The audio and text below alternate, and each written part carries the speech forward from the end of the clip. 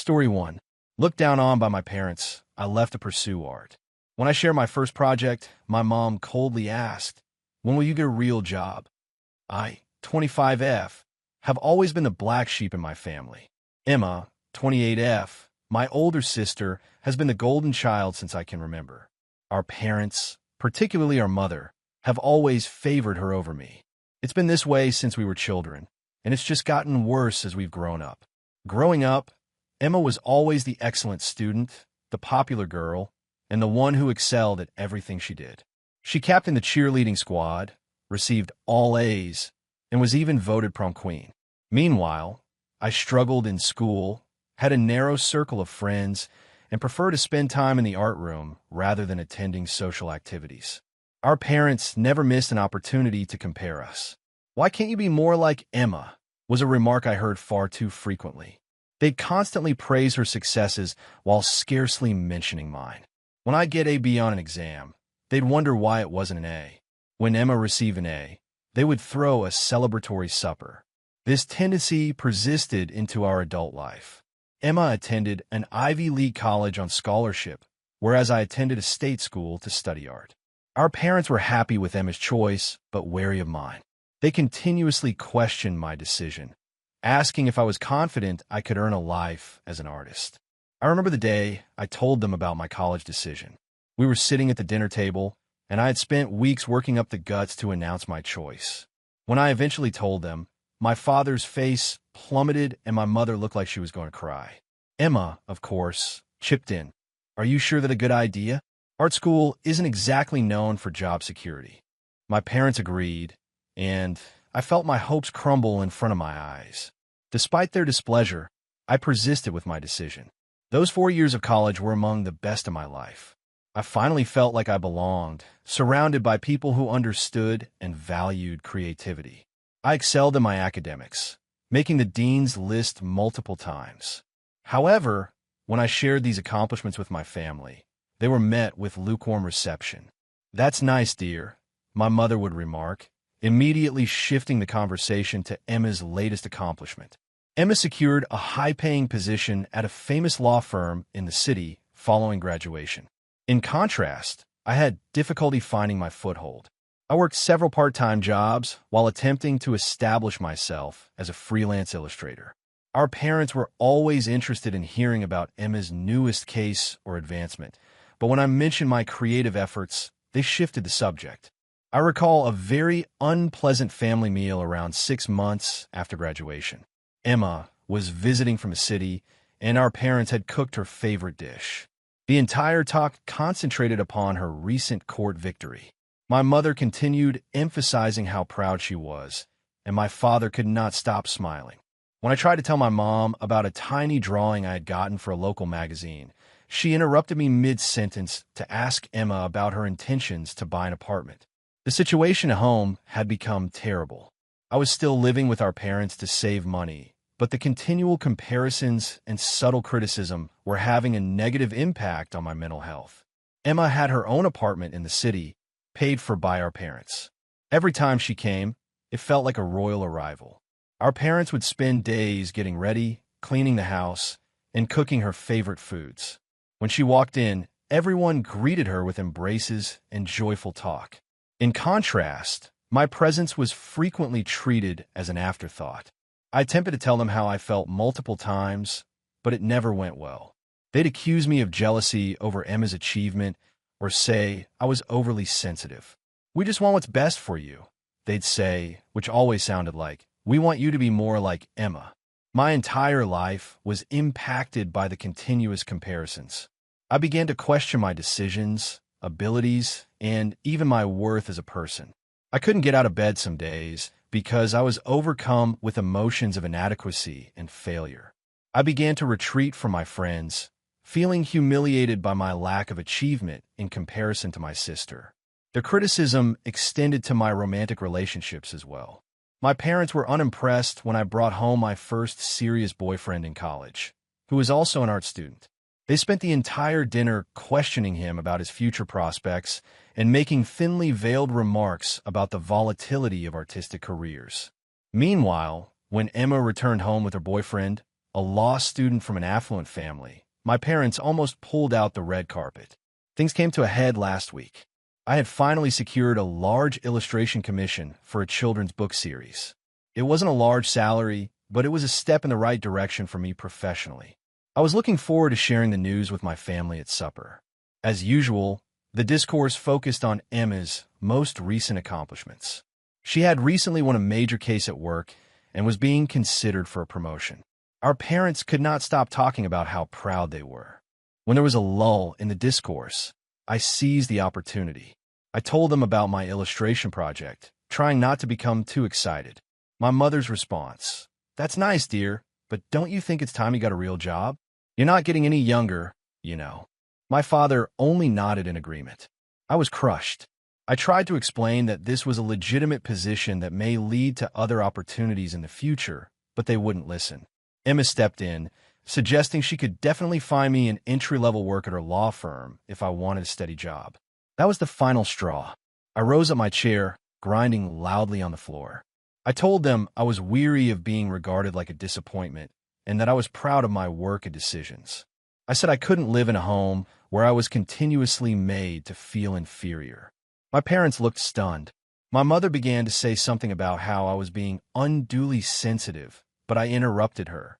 I informed them that I was moving out, that I'd rather struggle on my own than deal with their incessant criticism.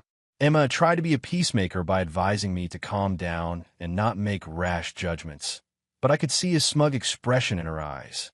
She was loving it, being the ideal daughter, while I was the family disappointment. I stormed up to my room and began packing.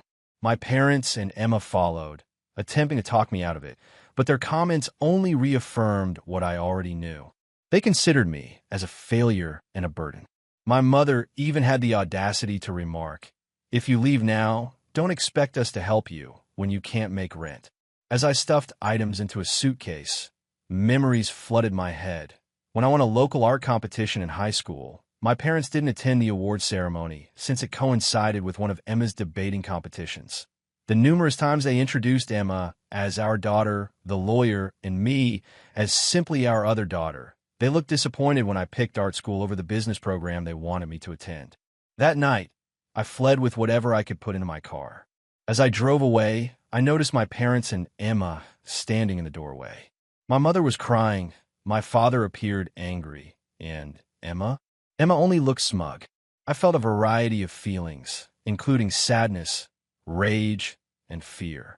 There's also an odd sensation of relief. I'm currently staying with a friend while I decide out my future move. I knew leaving was a bold step, but I couldn't handle it anymore. Am I overreacting? Should I have stayed and attempted to help them understand? Or was quitting the correct decision? I feel lost and alone, but also relieved to be free of that harmful surroundings. The prospect of creating a life on my own terms is both thrilling and terrifying. I'm concerned about my financial situation, but I'm also excited to pursue my art without the constant criticism and comparisons. Any advice or help will be greatly appreciated. How do I proceed from here? How can I create a life for myself while dealing with the emotional consequences of leaving my family? And most importantly, how can I start believing in myself after years of being told I'm not good enough? Update 1. It's been over 2 months since I left my parents' house, and a lot has happened. I wanted to give you all an update and thank you for your encouragement and ideas. Your warm words and encouragement have become a lifeline during this difficult time. After I departed, I spent a week sleeping on a friend's couch while I searched for a more permanent option. It was difficult, but I was able to find a little studio apartment that I could just barely afford with my savings and the proceeds from my illustration project. It's not much, but it is mine, and for the first time in my life, I believe I have my own space. The first several weeks were difficult. I pushed myself into my work, determined to show to myself, and perhaps to my family, that I could succeed on my own. I took on a part-time job at a neighborhood coffee shop to augment my income from illustration employment. Between the 2 jobs, I was working virtually constantly, but it felt fantastic to be self-sustaining. There were times when I came home fatigued, my hands aching from hours of drawing and pouring lattes, and I wondered if I had made the right decision. The small voice in my head, which sounded eerily like my mother, would tell me that I was dumb for believing I could make it as an artist. But then I'd look at the illustrations I was working on and recall why I'd chosen this path. My parents tried to contact me multiple times, but I was not ready to speak with them. I needed time to comprehend things and focus on getting on my own 2 feet. Their voicemails ranged from violent demands that I return home to emotional pleas wondering whether I was all right. It was difficult to ignore them, but I knew I needed time to think things out for myself.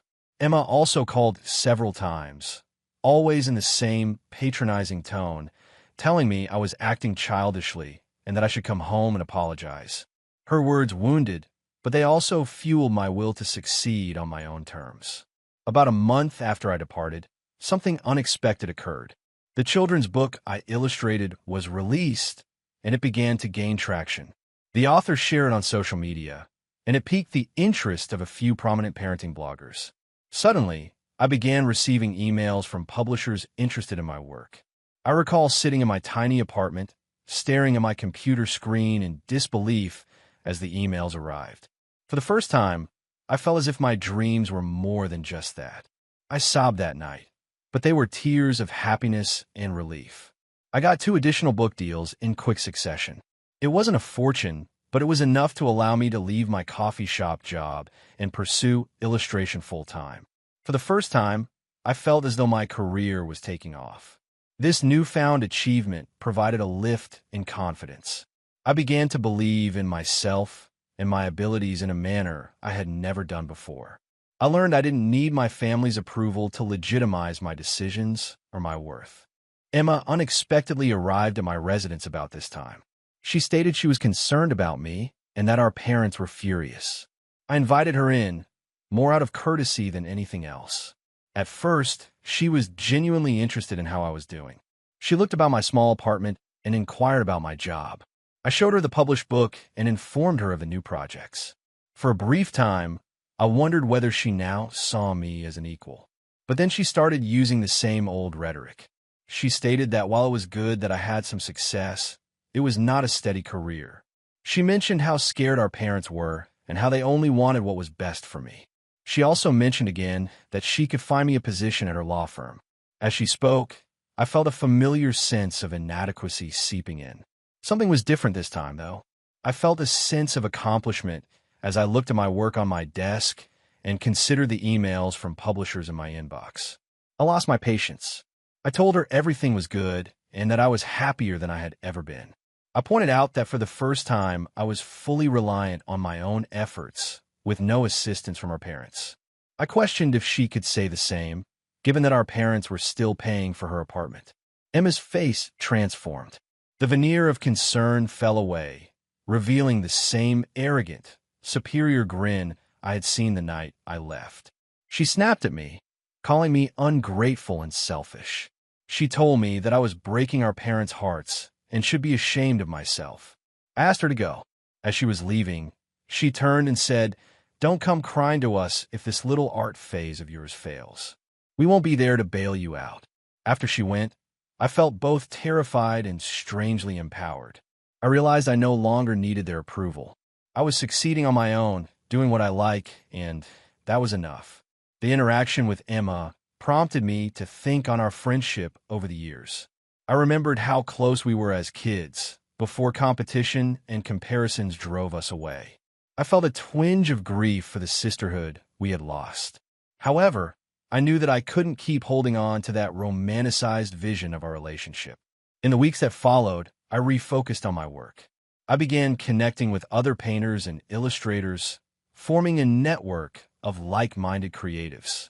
For the first time, I felt as if I belonged to a group that understood and valued me. I also began therapy to work through the years of emotional baggage I had been carrying. It's been difficult, but it's helped me realize my worth beyond my family's expectations or my professional achievement. I'm still not ready to speak with my parents, but I feel stronger now. I'm focusing on my work and creating a life that makes me happy. It isn't always easy, but it's worthwhile. There are still days when I doubt myself and miss my family, despite everything. But then I look at what I've accomplished in 2 months on my own, and I'm proud. I'm learning to be my own cheerleader, celebrating my accomplishments without the need for affirmation from others. Thank you again for your support. It means more than you realize. To anyone else going through similar difficulties, please know that you are not alone. It is acceptable to pick yourself, pursue your interests, and define success on your own terms. Update 2. It's been about a year since my previous update, and I can't believe how much has changed. I want to convey what has happened and thank you all again for your ongoing support during this trip. My illustration career has taken off. The children's book series on which I worked proved to be fairly successful, and I've subsequently illustrated several more volumes. I've recently started accepting commissions for magazine covers and a few advertising campaigns. It has been a lot of effort, but I'm enjoying every minute of it. About 6 months ago, I moved into a bigger apartment. It's still not large, but it has enough room for a real art studio. Being able to divide my work and residential rooms has greatly improved my productivity and mental health. The day I moved in, standing in the midst of my studio, surrounded by blank canvases and the scent of fresh paint, I felt a sense of success and possibilities that I had never known. My confidence has increased alongside my career. I've been asked to talk at a few local schools about jobs and illustration, and I've even begun mentoring a few young artists. It feels weird to be able to inspire people when not long ago I was questioning my own decisions. Now on to the familial drama. A few months after my last post, my mother phoned me unexpectedly. She cried and asked if we could meet. I was skeptical, but eventually agreed to meet her for coffee. My therapist had been encouraging me to set boundaries and concentrate on rebuilding my connection with my family. So I saw this as a chance to begin the process. When we met, she appeared fatigued and angry. She began by apologizing for the way they had treated me. She stated that after I departed, they had plenty of time to think on their behavior. She admitted that they had treated me unfairly and regretted constantly comparing me to Emma. Her words were exactly what I'd hoped to hear for years, but I felt conflicted. Part of me wanted to accept her apology and run into her arms like a small kid.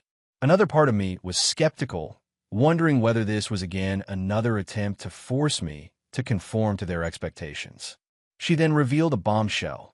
Emma was sacked from her position at the legal firm. Apparently, she was misrepresenting her billable hours and overcharging customers.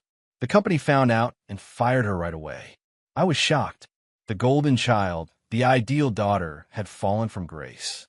I felt a range of feelings, including surprise, perverse delight, and weirdly, concern for my sister. But that was not all.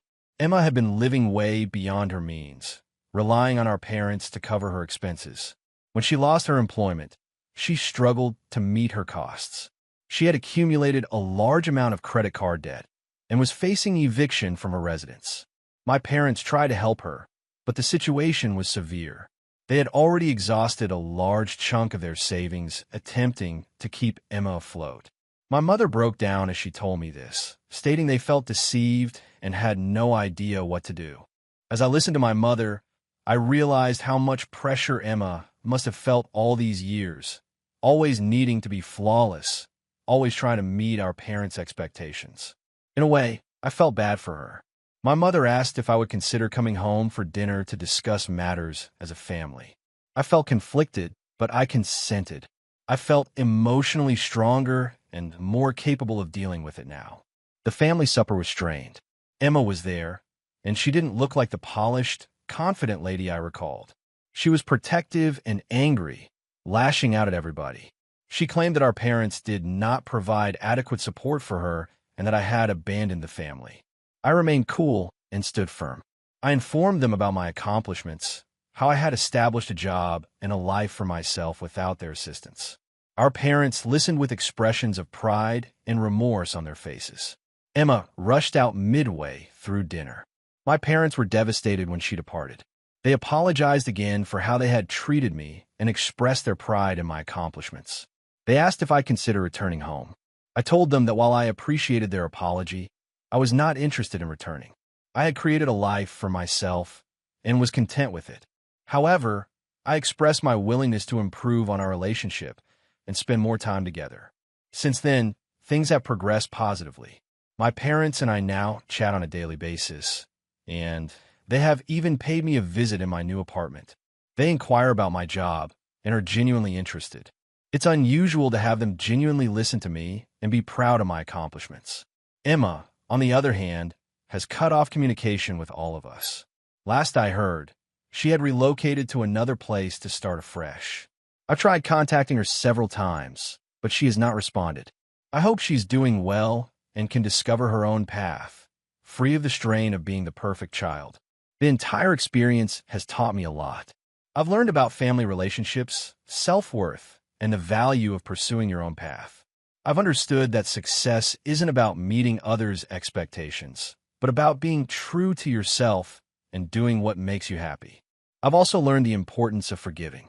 It has not been easy, but I am working on forgiving my parents and Emma, not for their sakes, but for my own peace of mind. I've discovered that harboring hatred and resentment only harms me in the long run. My relationship with my parents is still in process. Sometimes old tendencies emerge, and I have to remind them and myself that things have changed. However, we're making progress in the right way. They're beginning to respect me for who I am, rather than who they wanted me to be. What about my career? It continues to thrive. I was just requested to illustrate a comic novel, which is a dream come true. I'm also thinking about teaching a course at a nearby community college, sharing my knowledge and experiences with those who are interested in art.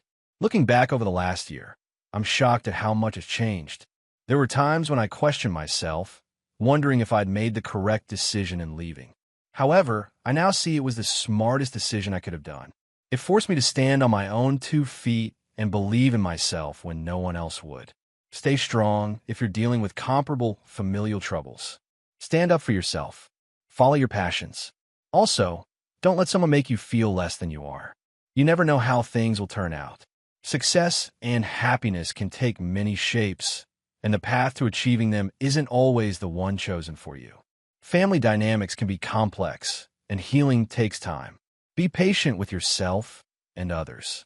Set limits as needed, but be willing to reconcile if it feels right. Most importantly, remember this: you are valuable, regardless of your family's approval or anyone else's expectations. I'm grateful for this community and the encouragement you've given me during this journey. Your encouragement has meant more than you realize. Thank you for being there for me during the difficult times and for celebrating my wins alongside me. I'm looking forward to what the future holds. I feel like I'm finally living life on my own terms, pursuing my passions, and developing important relationships. It isn't always easy, but it's genuine and rewarding in a manner I've never felt before. Thank you all again for your unwavering support throughout this journey. It means everything to me. Here's to pursuing our aspirations, healing old hurts, and creating the life we want. If you're enjoying this story so far, hit that like button and consider subscribing for more. Now on to the next story. Story 2. My mom chose my toxic stepsister over me and kicked me out. Now I got engaged, and my fiancé's company dropped her husband. She blames me. I, 26F, have been engaged to my fiancé, whom we'll call Jeff, 26M, for approximately 2 months. I met him 4 years ago on a dating app, and we've been inseparable since. Jeff and I are soulmates. He is the only person in my life who has never disappointed me. I have not had an easy life. My parents divorced when I was 2 years old. My father abandoned us without looking back. He paid child support, but that was it. He never bothered to come and see how I was doing. To be honest, my mother, 48F, was not a terrific mother either. When I was younger, she was more focused on other activities than on raising me. I was basically reared by nannies and babysitters. When I was a little older, my mother was quite young, and her priorities were very different. She didn't care much about becoming a mother and spent most of her time with friends or on dates. She was an outgoing socialite who had no time for me. Even in terms of her career, she was not taking her work seriously. She was a freelance artist who made good money every month, but she didn't have to worry about me since she had child support checks coming in to cover everything. I hate to say it, but if it hadn't been for the child support, I'm very sure she would have kicked me out a long time ago. She was never very devoted to me, and I suspected she was waiting for me to mature so I could leave her alone. Then, when I was around 13, she began seeing my stepfather. My stepfather, Matt, 50 million, has a daughter around my age. We'll call my stepsister Jess. When they initially started dating and my mother brought his family home to introduce us, she advised me to be on my best behavior since this was very important to her. Now, Mom had brought home boyfriends dozens of times before, but she had never been concerned about how I behaved. She would generally just tell me that she had guests coming over, and I would use that as a cue to go into my room and stay until they left. But this time, I had the impression she was serious about the person. Otherwise, she would not have been concerned about my actions. To put it another way, if she wasn't serious about Matt, she wouldn't have worried about my presence in the house at all. The first time I met him and his daughter, they were relatively kind to me, and it was a pleasant introduction. I had no idea what was going to happen to me following that initial meeting. Soon after, he began to visit more frequently, and it seemed as if they had almost moved in together. I didn't mind it. It wasn't bothering me in any way, so I had no need to worry about them. As long as they allowed me to go on with my life, it remained that way for a long time. They were practically living together, and Jess would occasionally visit as well. Her mother was still a part of her life. Therefore, she spent half of each month at her mother's house. Initially, people were either polite to me or ignored me. I was fine with that because I didn't really care for any of them. I didn't really care about my mother, so it was tough for me to care about anyone related to her. All I wanted was my own peace and quiet, which I enjoyed for a while. But then they decided to make it a permanent relationship and move in together. Now, I wouldn't have cared, but my mother informed me that now that they were moving in together, I would have to start sharing my room with my stepsister. I refused to do that because it was my room. It had been my room my entire life, and it was the one thing that gave me calm in that house. I had my own private area. I was not going to give up my freedom by sharing a room with someone I barely knew. When I told my mother that I was not going to share my room, we had a heated quarrel. She threatened to kick me out of the house if I did not do what she asked. I was 14 years old at the time, and despite my youth, I was aware of the law. I felt compelled to sense my mother was the type of person you couldn't truly trust. It's also plain, basic logic, and I knew Mother couldn't send me out until I was an adult, or she'd face legal consequences. So I informed her that I knew she couldn't do it and that she was faking. She was frustrated, but she had to let me have my room and chose to convert the basement into Jess's room. It wasn't a very horrible place to be. It wasn't as nice as my room, but my mother worked hard to make it more appealing and livable. By the time she was finished, it looked as good as any other room in the home. So I had no idea what the big issue was. But for some reason, that's when Jess started disliking me.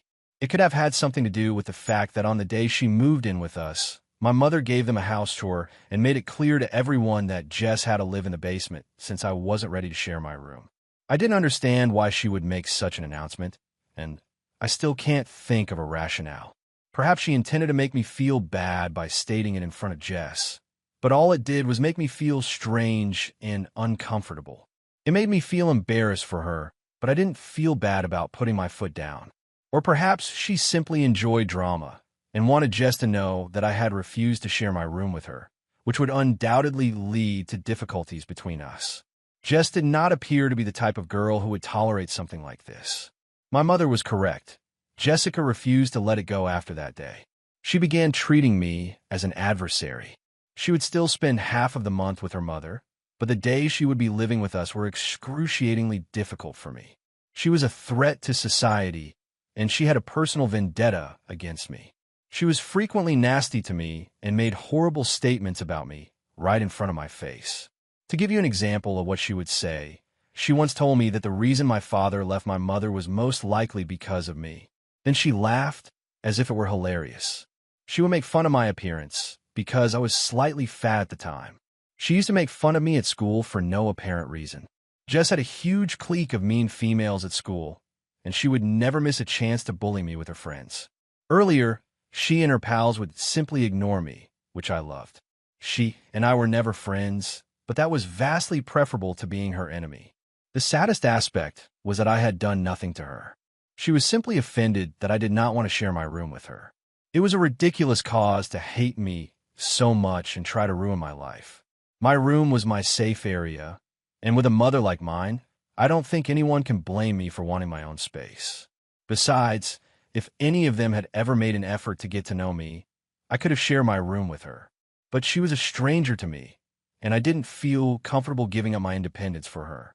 I never complained to my mother or Matt because they were aware of the situation, and it was meaningless to do so. They didn't care.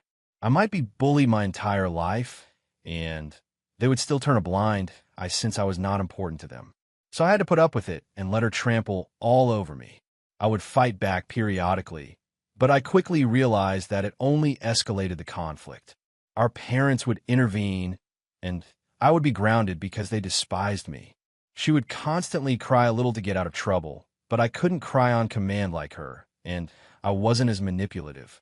So I'd be the one who was punished for my poor behavior and advised to start treating Jess like a sister. Well, she got away with it, and I had to face the consequences. It was a miserable place to grow up. I despised my existence. So when I was finally kicked out, around my 18th birthday, I was relieved more than anything else. I had put up with my family's craziness for years before being kicked out, and it only became worse over time. Jess continued to be a nightmare to deal with, and our parents continued to back her without questioning the legitimacy of her actions. In 4 years, she had managed to turn our whole high school year against me, and I had just a few friends who would even talk to me. Everyone else despised me because she did, and that was sufficient justification. It had taken a toll on my mental health, and I was battling to keep up in all areas. I had acquired a lot of weight from binge eating, and it had severely changed my appearance for the worst. I was overweight, acne-prone, and had pretty awful hair. I was also trying to maintain my grades, so not only did I look horrible, but I also appeared to be dumb to everyone else. I had nothing going for me, and was at an all-time low. Things at home were no better, as I still had to deal with Jess and my parents. My mother had grown increasingly irritable and would continually compare me to Jess, despite the fact that she was the one who had made my life so much worse than it had been previously. Things were terrible before my mother married Matt, and they moved in together, but not as horrible as they are now. Yeah, it was terrible that my mother didn't care about me before, but after her marriage to Matt, I went from the frying pan to the fire. She progressed from not caring to intentionally making me feel horrible about myself, and it felt as if I was also living with mean females at home. It was very clear to me that Jess was the daughter my mother had hoped for. Instead, life had dealt her the wrong hand, and she was stuck with me. I know they both wanted nothing more than for me to leave, and to be honest, I did too. My mother and Jess despised me, but Matt didn't care. I have no relatives to speak of other than my mother, because my grandparents did not communicate with us. I had never known my father, and I knew nothing about my other grandparents. I actually had nowhere to go, and I felt awkward approaching my friends for assistance. So I had to fight it out and stay with my mother to ensure that I had a roof over my head and food to eat every day until I reached 18. But then a few weeks before my birthday, an incident occurred, and I was expelled out the same day. It was a weekend, yet I remember it like it was yesterday, since it was one of the most terrible and stressful days of my life. We had both recently graduated, and she had begun hanging out with a bigger circle of folks. She had a friend whose brother was in his senior year of college, and she was dating her brother, so she and her friend would hang out with his pals, who were all older than us. I understood exactly what they were up to, but I didn't think it was worth bringing it up with my parents because with my luck, it would only backfire. So I never told anyone that she'd started drinking, and while I couldn't prove it, I knew she was smoking pot and whatnot. I was never interested in any of it because, first and foremost, I never had friends who were cool enough to have access to drink, cigarettes, or drugs. Second, I was already suffering with my weight and academics. I didn't need to add drink or drugs to the mix. I already had plenty on my plate. But that day, I believe I left my room unlocked before going for a shower. The next thing I knew, I heard a banging on the bathroom door, and my mother was yelling at me, insisting that I come out right once. I had to rush and put on my clothes so I could see what she was talking about. When I got out of the shower, my mother, Matt, and Jess were waiting in my room, all with serious expressions on their faces. My mother took out a bunch of empty beer bottles from beneath my bed, and even more incriminating, there was a giant plastic baggie containing I'm not sure how many grams of weed. My parents were unaware that it did not belong to me or Jess. I believe she had planted it in my room when I was not there and then informed my mother. They began flipping out and yelling at me about what a terrible person I was. She didn't just yell at me about the drink and drugs. She also started venting about how I was a complete disgrace to them. She protested that I ate all the food. She stated I was a waste. She was convinced that I would never do anything worthwhile in the future and would simply continue to live with them and spend their money. I attempted to explain multiple times that none of it belonged to me and that I had no idea how it ended up in my room, but she didn't believe me. She lost it when I suggested that Jess might have planted it in my room to get me in trouble. She began yelling at me about how I was always jealous of her and that I would never be as good as her at anything, which was why I was attempting to shift the blame. I was crying uncontrollably by that point, but she didn't seem to care and proceeded to rant at me. After some while, she stopped shouting at me and told me I needed to leave. I had no idea what she was talking about, so I asked her where I was heading. She told me she didn't care where I went. She just wanted me out of the house because she was tired of dealing with me. When I refused to go, she threatened to call the cops on me. She added that because I was almost 18, they would treat the drug allegations very seriously. She informed me she did not want an addict living with her and consuming all of her money and resources. I had to watch out for myself now, since she was tired of pretending to be a happy family with someone who deserved nothing. I was pleading with her not to force me out because while I wanted to leave, I knew I had nowhere to go and didn't have enough money on my own. But my mother didn't care.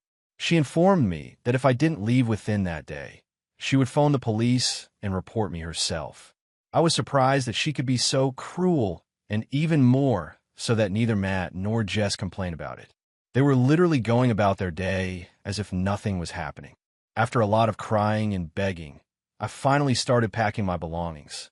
I would gladly choose to live on the streets over being arrested for drug possession. I finished packing by the evening, and as I left the house, no one said goodbye, and I never looked back.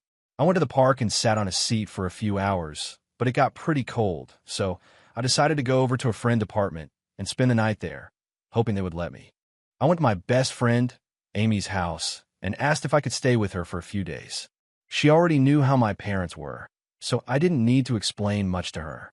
When I told her about what had happened that day, she was horrified. She said her parents could help me if I allowed them.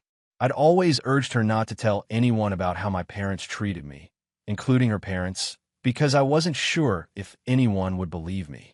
I guess I felt awkward revealing these sensitive information about my life with others. But that day, she compelled me to inform her parents, who were as appalled as Amy was.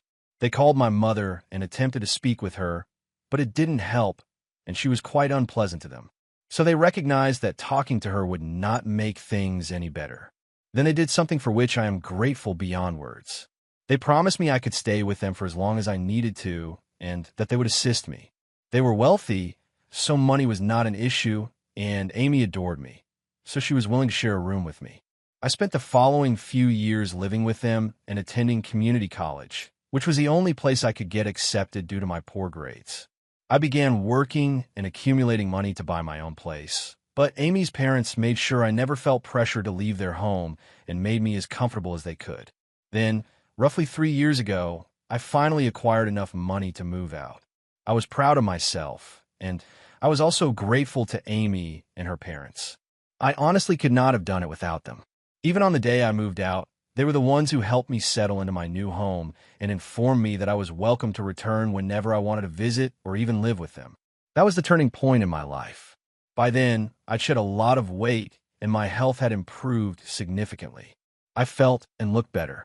I was also generating enough money to support myself and had put in enough effort to improve myself, so I decided to start dating as well because I wanted to marry someday and needed to start searching.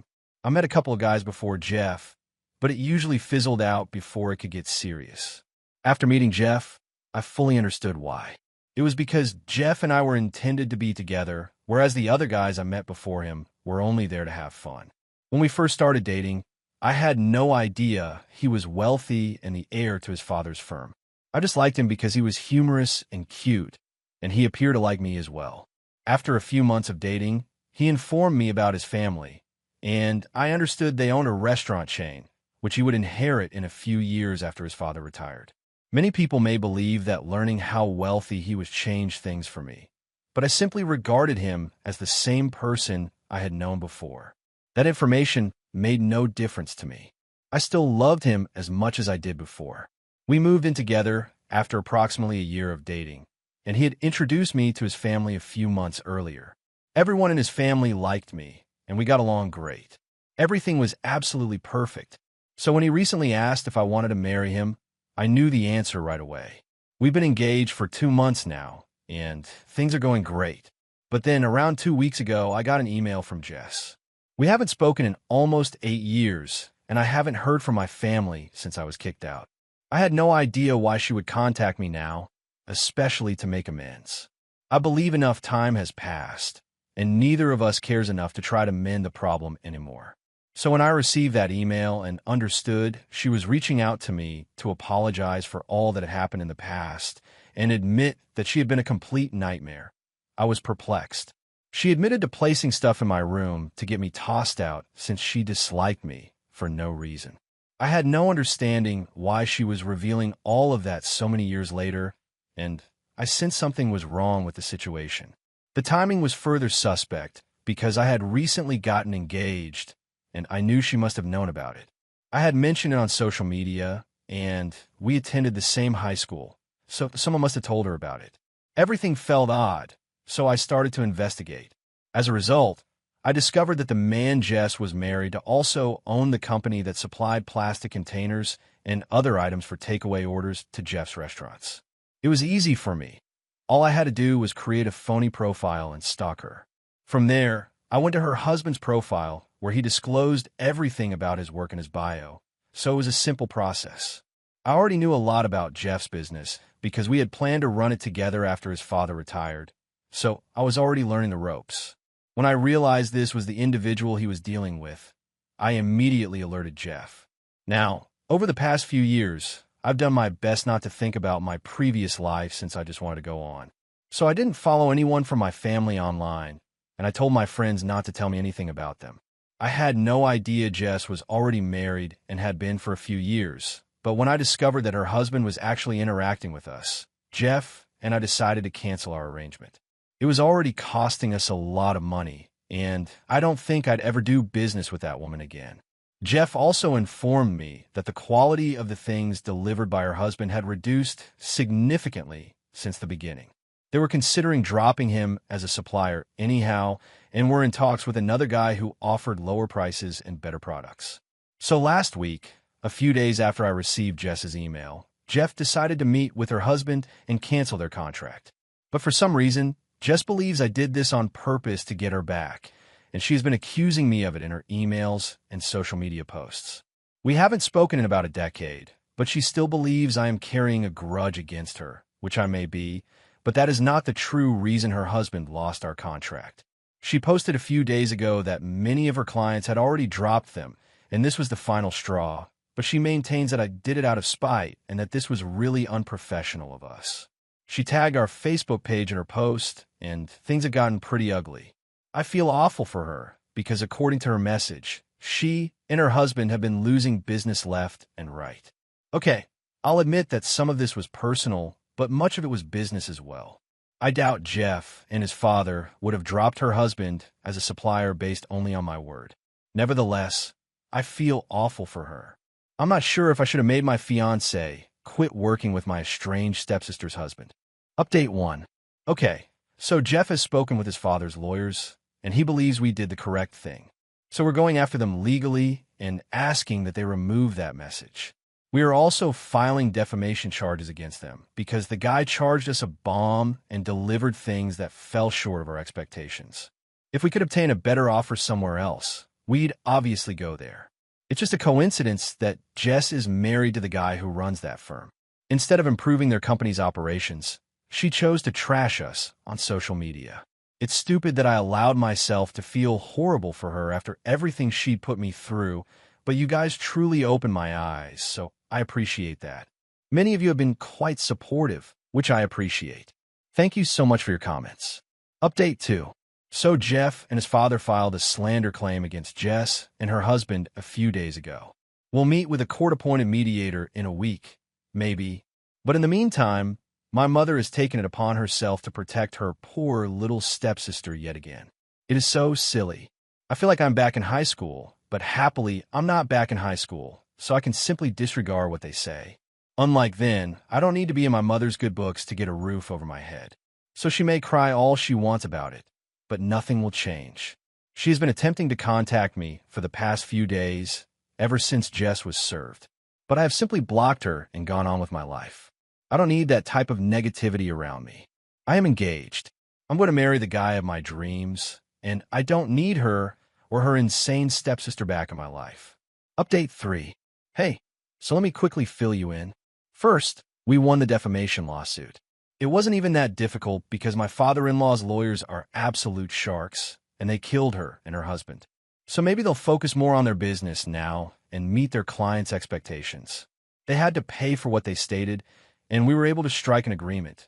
So that's over, and we can finally devote all of our attention to preparing our wedding. It's quite thrilling, and I can't wait to get married to Jeff. As previously stated, he is my soulmate, and I have waited a long time to find someone like him. Now that I have him, I will never let go. Now, on to the next story. Story 3. My wife sold the family heirloom engagement ring to buy luxury items, even though she knew how important it was to me. My soon-to-be ex-wife, Leah, 26F, and I, 28M, have been married for 6 months after dating for 2 years. I spoke with a lawyer a few days ago and filed for divorce because she sold the wedding ring I proposed to her with. It was a rather expensive ring with a platinum band set with diamonds, and it had been in my family for 3 generations. It was a major deal to me, and she understood I wanted to keep it in the family as an heirloom. I asked her about her lost ring last week. She casually informed me that she had sold it to fund a few luxury goods because the ring was outdated and not her style. She spent the money on fancy purses and jewelry. She acted as if it was no big issue when she told me about it, but I immediately freaked out because my mother and grandmother are still alive and would be quite unhappy if they found out. I told her she needed to return everything and buy the ring back since it was supposed to stay in the family. She was aware of this, and I couldn't comprehend how she could have made such a big error. But she explained that it was not a mistake. She had done it on purpose. She knew I'd lose my head, so she prepared her defense. Apparently, she had disliked the ring from the day I proposed, but had not said anything because it belonged to our family. However, now that we were married, she claimed it was technically hers, and she could do whatever she wanted with it. That was her rationale, and she believed it was sound logic. We had a huge quarrel, screaming at each other like never before. I assured her I was willing to do whatever it took to get the ring back. She informed me that she was not returning anything and that if I wanted the ring back, I would have to buy it back from the buyer myself. I was so unhappy that I packed a tiny bag and drove to a suburban hotel where I'm currently staying. She didn't try to stop me, and she didn't even look up as I left. Since then, she has not attempted to contact me. I waited 2 days for her to get back to me. When she didn't respond, I contacted my pals, who recommended a decent divorce attorney. On the 3rd day, after consulting with the lawyer, I blocked her everywhere. Yesterday, I signed the divorce papers and returned home. Throughout the day, I skipped work so I could go home when she wasn't around. I went inside, placed the divorce papers on the coffee table, and began sorting through my belongings. Fortunately, a few friends were willing to help me. They assisted in carrying the heavier and larger items, which are being stored at their homes until I find another place to live. By the time I finished, everything that belonged to me had vanished, and there was no sign of me left. Then, I returned to the motel. When Leah returned home from work after 6 p.m., her parents began calling me. They texted me that I couldn't do this, that I should only talk to her once, and that I needed to unblock her because this was petty. They claimed that I could not simply end our marriage over anything like this. I didn't care. I blocked them as well. That's when she dispatched her companions after me. They started calling me unreasonable, petty, and egoistic. Then they told me that shortly after I left, Leah had contacted the jeweler she sold the ring to and was in the process of purchasing it back since she felt awful. But, according to them, I hadn't even given her enough time to repair it, so they started portraying me as the evil guy. Now I think I may have overreacted, and I've been feeling strange since last evening. Am I incorrect to file for divorce since my wife sold the wedding ring that had been in my family for generations? Edit. My family has no idea what is going on right now. I don't want them to worry, so I haven't told them anything. My maternal grandmother is pretty elderly. She was the original owner of the ring when my grandfather proposed to her with it. I don't want to risk giving her a heart attack, which she would undoubtedly have if she discovered that Leah sold the ring. The ring is really important to my family, and I've been chatting with the jeweler Leah sold it to for the past 3 days. She had given me his contact information while we were fighting, telling me that if I really wanted the ring back, I could go buy it myself. However, I have yet to be able to get it back because the jeweler is asking for considerably more than he paid Leah for it. I'm currently negotiating with him. I also asked if Leah was trying to repurchase the ring, and he verified that she was. He told me he'd sell it to whoever had the money first. Meanwhile, if another client offered a higher price than the one he quoted us, he would sell it to them instead. So, I need to move quickly because the ring is on display at his store, and he doesn't take reservations. If someone offers greater money, he will sell to them. It's been frustrating dealing with him, but at the end of the day, he's a businessman, so I can't hold it against him. After all, Leah sold him the ring, and he paid a nice price for it. It's all fair game to him. I'm just crossing my fingers that I can get the money together as quickly as possible. Maybe he'll drop the price he's quoted, and I'll be able to buy it back. Only then will I tell my family what's been going on. Otherwise, things will become very messy, and I do not want them to panic. Update 1. It has been 4 days since my first post here. Thank you to everyone who left comments on my post. It was tremendously reassuring to know that I was doing the correct thing after greatly doubting myself. Her pals definitely got inside my thoughts. They went out of their way to make me a villain, but I didn't take it personally. I've blocked all of her friends and family members. I don't want to interact with any of them because of what's happened in the last few days. It's really been playing with my mind. Leah and I have been together for a few years, and I never anticipated this would happen. She's always been a bit materialistic, which I've had to tolerate, but I never expected her to go this far. What threw me off surprise was how she acted as if she had done nothing wrong. It's not as if we haven't fought before.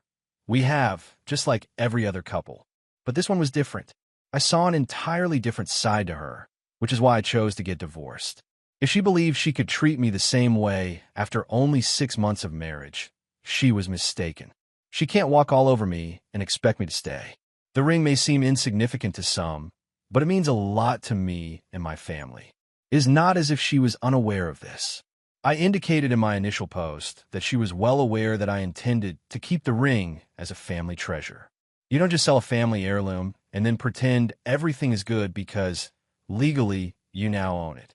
I wish I could convey all of this to her family and friends, who are so determined to portray me as the evil person, but frankly, I don't think it's worth the hassle. Leah hasn't even tried to contact me, which is unusual given how desperate she is. I know she has a burner account on social media, which I haven't disabled, but she hasn't sent me any messages from it. So, I guess she isn't really trying to get back to me. Instead, she's trying to make me feel horrible about filing for divorce. At least, that's how it appears right now. Regarding the ring, I've contacted the jeweler. He informed me that Leah had not responded to his messages in the past 2 days. Maybe she has backed off. I'm not sure what's going on with her, but I told him I was happy to buy the ring back at the price he was offering because, at this point, I am just anxious to have it back no matter what. He agreed, and I'm going to his store tomorrow to send him a check and get my ring returned. Once I have it, I'll finally tell my family about what's been going on with me and Leah since I believe it's time. They still have no idea, and my mother has been questioning why neither of us has been home and why Leah has not returned her calls. I wasn't aware that Leah had also moved out. I guess she's staying with her parents or friends. It does not matter, but I guess this is finally over because moving out of the house appears to be the final step. I anticipate to hear from her lawyer within the next several days, and then we can proceed with the divorce. I have a gut sense she will not contest it. and I sincerely hope she does not. I believe I was fair in my divorce settlement, so she shouldn't feel the need to ask for anything further. I will find out soon enough. For the time being, I'm simply hoping that everything goes well for me. I've already spent a lot of money to get the ring back.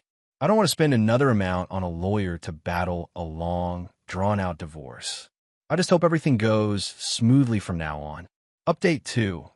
I eventually went to the jeweler's store today, paid him, and got the ring back. The guy seemed quite interested in my condition. He was quite talkative and had a tendency to gossip. He explained to me that he had never been in a situation like this before and found it fascinating. Then he stated something that truly piqued my interest. Leah had unexpectedly blocked him. That surprised me, given that her friends had insisted she was distraught by our argument and was sincerely attempting to reclaim the ring. But I believe as soon as she saw I wasn't coming back, she gave up. It was all for show. After all, she doesn't care about the ring or repairing things. All she cares about is looking like the victim. This only validates what I previously believed, so I'm not surprised. After visiting the jeweler, I decided to speak with my family and remove the Band-Aid.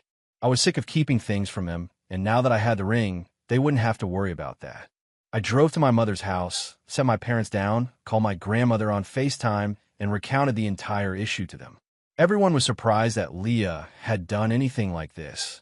She always came across as a nice person, and no one anticipated her to pull off something like this. My grandmother was relieved that I was able to reclaim the ring, but she also remarked something that resonated with me. It wasn't right that I had to purchase my own ring back. She suggested that during the divorce, I make Leah pay for it. I told her I will think about it, but I know it won't happen. It would simply lead to a long war and countless negotiations, which is the last thing I want. These things can stretch on for months, and I don't have the time or money to continue squandering on lawyers. I didn't say it to my grandmother, but there isn't much I can do in situ like these other than confess defeat. It seems horrible, but it's actually the more practical thing to do. We had no written agreement regarding the ring, so proving anything in court would be tough. Social conventions and family customs are not legally binding.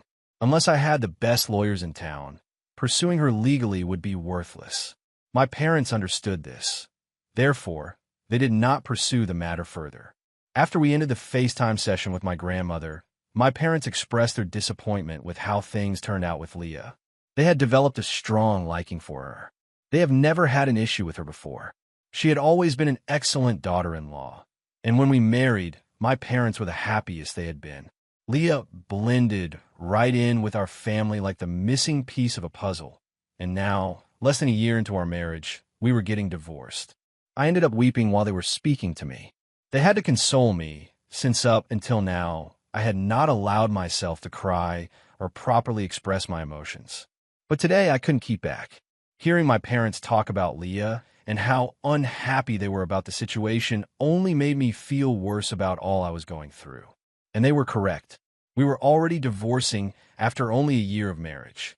I never envisioned something like this happening just a few months, let alone a few weeks ago. But now it is occurring, and there is little I can do about it. The toughest part is that I know Leah believes she did nothing wrong. That's why she sent her family and friends after me to guilt-trip me into returning. The whole event with the jeweler was purely for show. She wanted to appear upset, but the truth is that she probably wasn't. She doesn't comprehend how important this was to me. She believes I'm overreacting, and that's the worst part. But after speaking with my parents today, I felt lighter.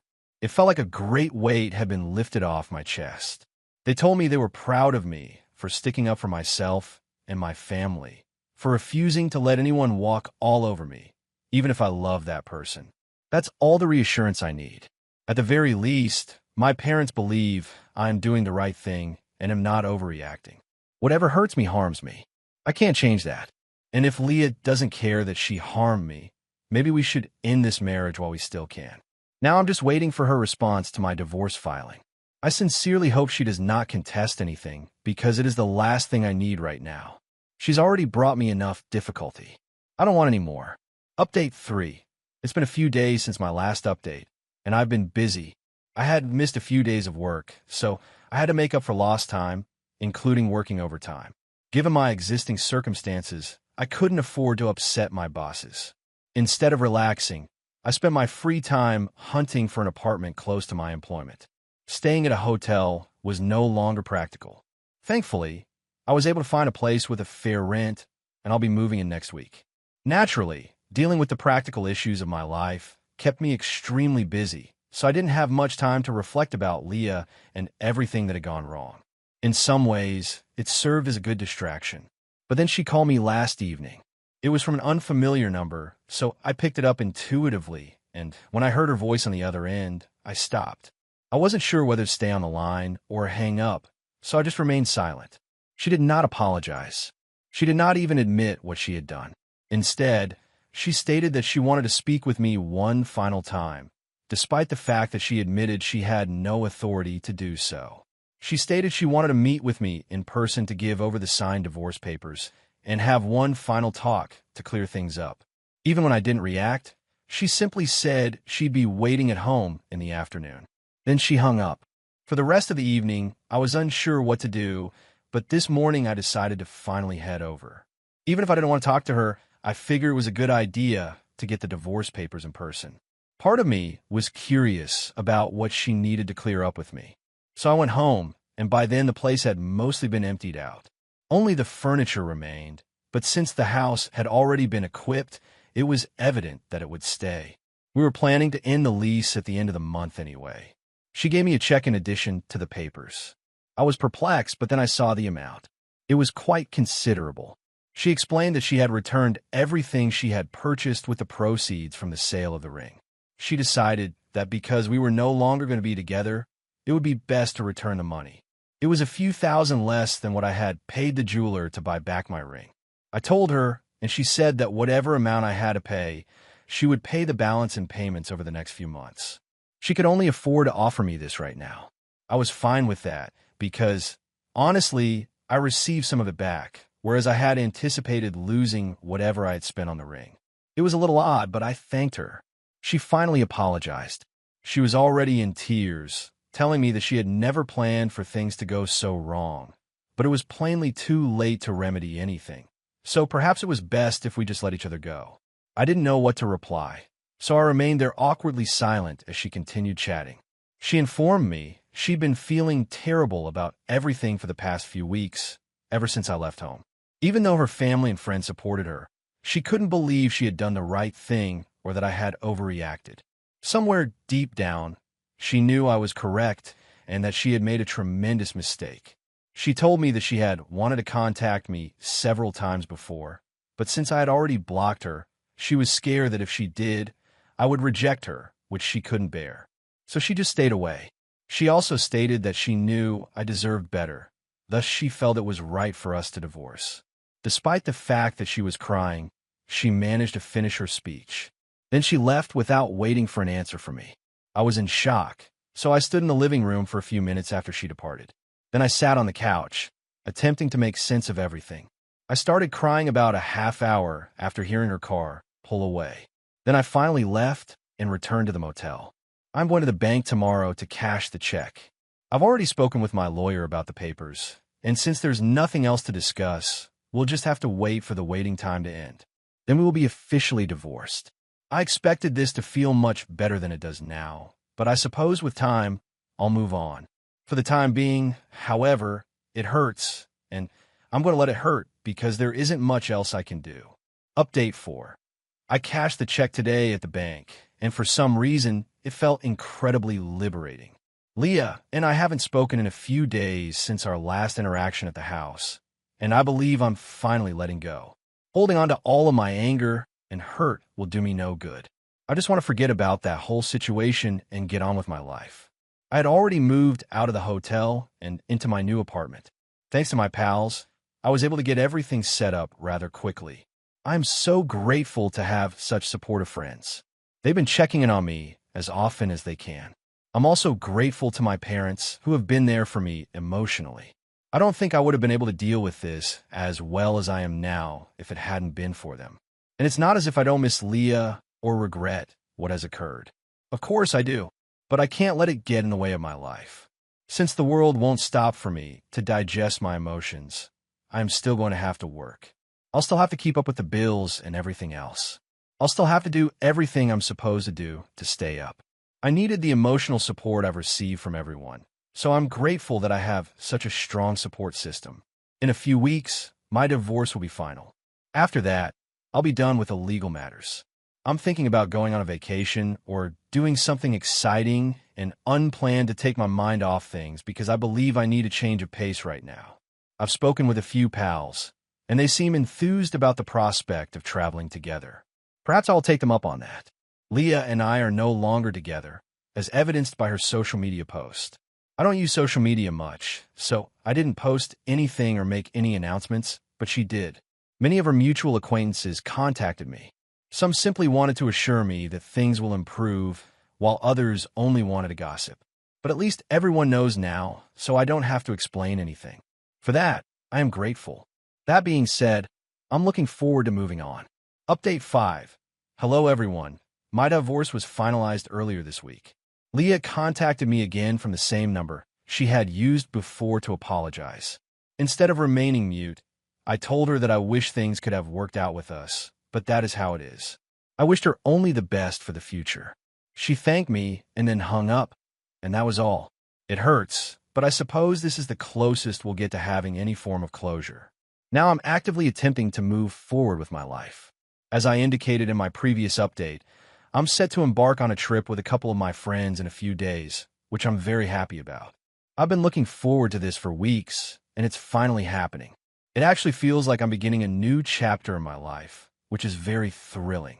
Of course, I'm not totally done with the chapter I've left behind, but I can't go back. The only way to proceed is forward, and I'm hoping this tour performs its job successfully. That being said, I don't anticipate blogging here anytime soon, so I'd like to thank everyone who has commented on my posts, supported me, and even reached out to me. It's very wonderful of you. The fact that you are all strangers to me and still care about my situation is extremely amazing, so thank you. I mean it. Now on to the next story. Story 4. My wife hid that she's asexual. I asked for a divorce. She refused and even tried to open the relationship by offering her best friend to me. My wife, 29F, and I, 34M, have been married for 4 years, and up until a year and a half ago, things were fantastic. Our marriage began to deteriorate after there was a significant drop in sex between us. Not intimacy, just the actual sex part of the relationship. We would still cuddle and have deep, intimate moments talking and just being around each other, but she kept rejecting my attempts at taking things further past kissing. Now, we have had no problem communicating, so I made sure to address it early, and we talked and made adjustments. We both made sure to stay in shape. We tried being more adventurous. We went to couples therapy/JN counseling and even tested both of our hormone levels. Everything was normal. Each solution would work for a little while, and then we'd be back to having sex maybe once a month. I asked her several times if she was no longer attracted to me, to which she denied every time. I asked her if I was falling short in the relationship in any other way, to which she said no.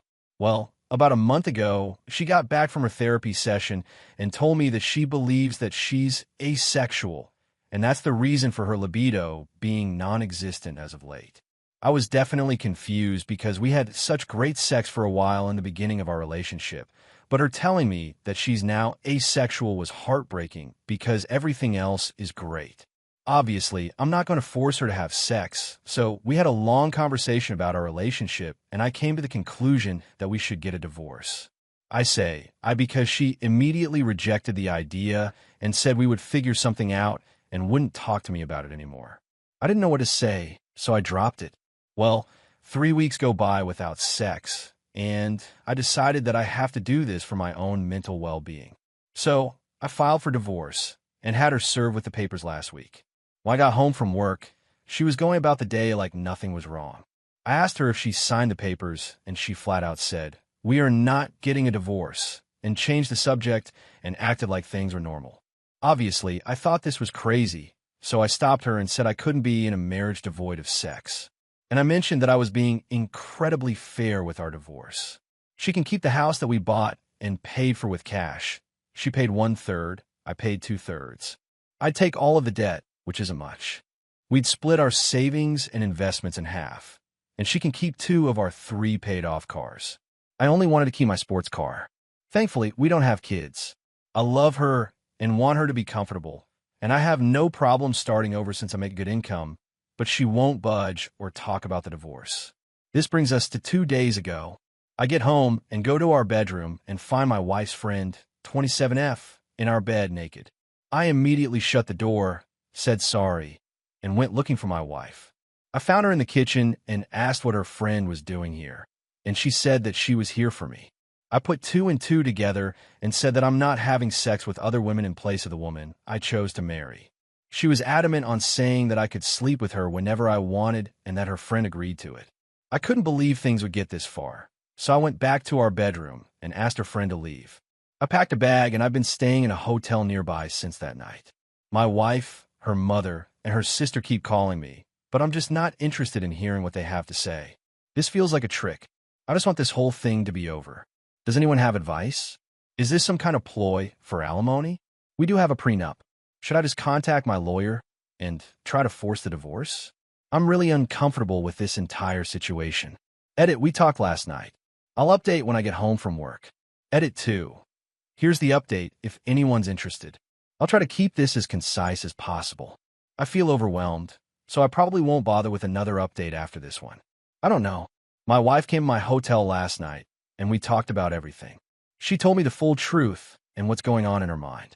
A few of you commented on this in the last post, so you were right. She has always been asexual. She and her whole family has known this since she was 16. Apparently, this is the reason why her last long-term relationship of 3 years ended. He broke up with her after the sex between them diminished to being non-existent after the first year. She told me that sex is easier for her in the beginning when emotions are running high, but she still needs to force herself to have it. I knew they broke up due to unresolvable differences, but I didn't ask for details, nor did she tell me. After a lot of apologies and crying, she told me that I was the first person she was able to tolerate sex with for so long, and that she did enjoy it a handful of times, but after a while, she still felt like she was being raped. I broke down after hearing this, and started kicking myself for not catching on to any of this. She said she tried her best to please me as much as she could.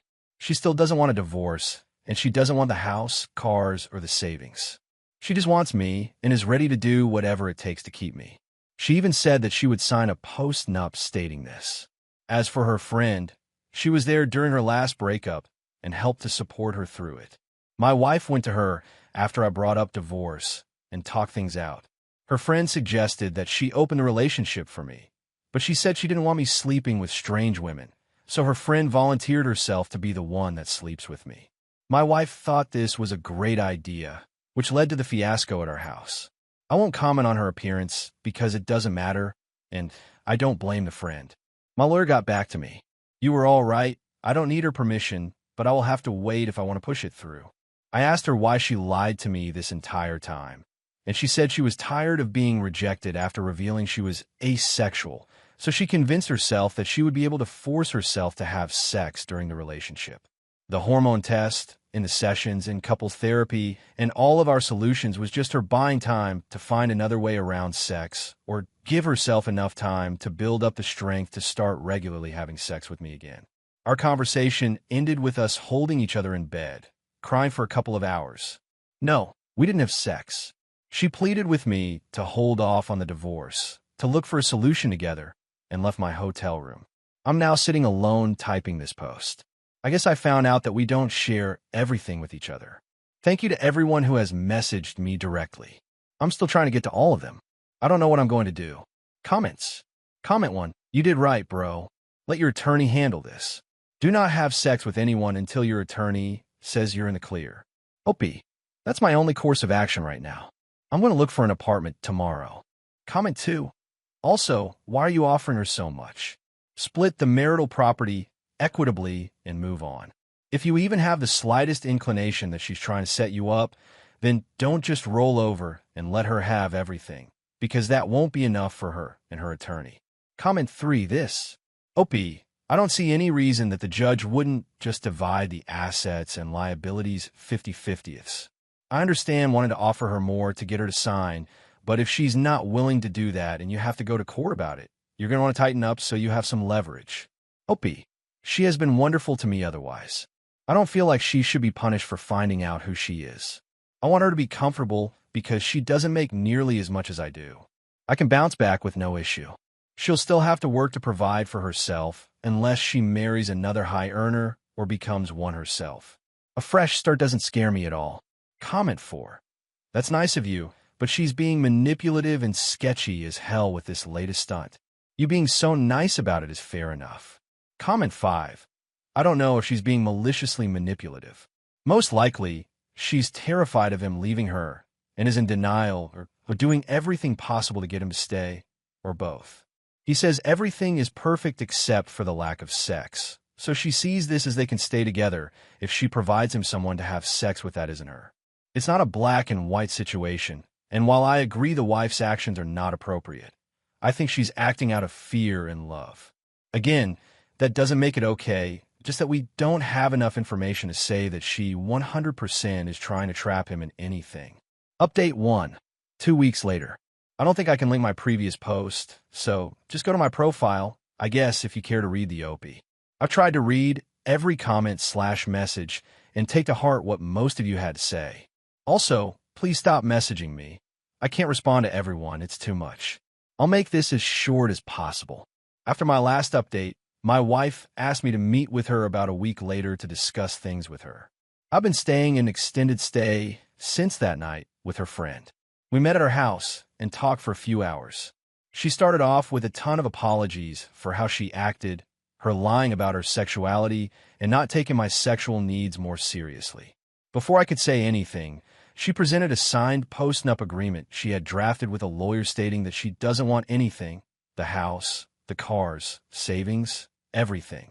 I felt like the biggest fool for thinking that she was tricking me for more money. I asked her if she was serious, and she told me to take the post-nup with me and sign it when I'm ready. I still haven't signed it.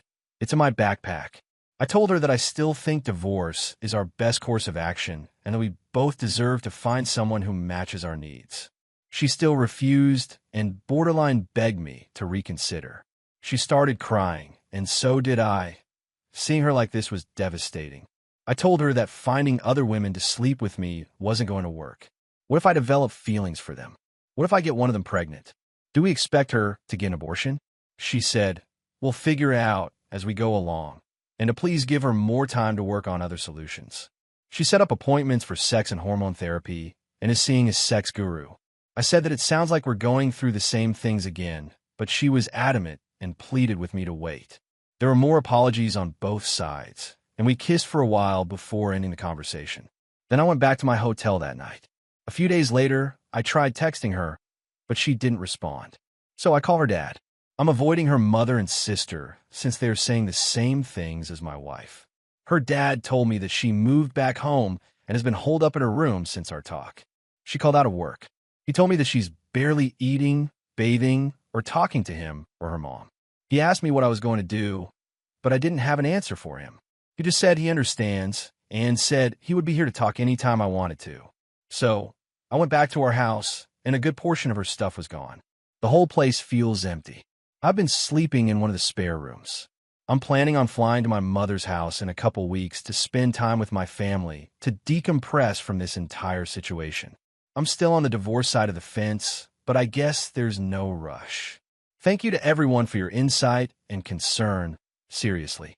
I know we're all strangers, but most of you have been a huge help to my mental health. Seriously. Thank you.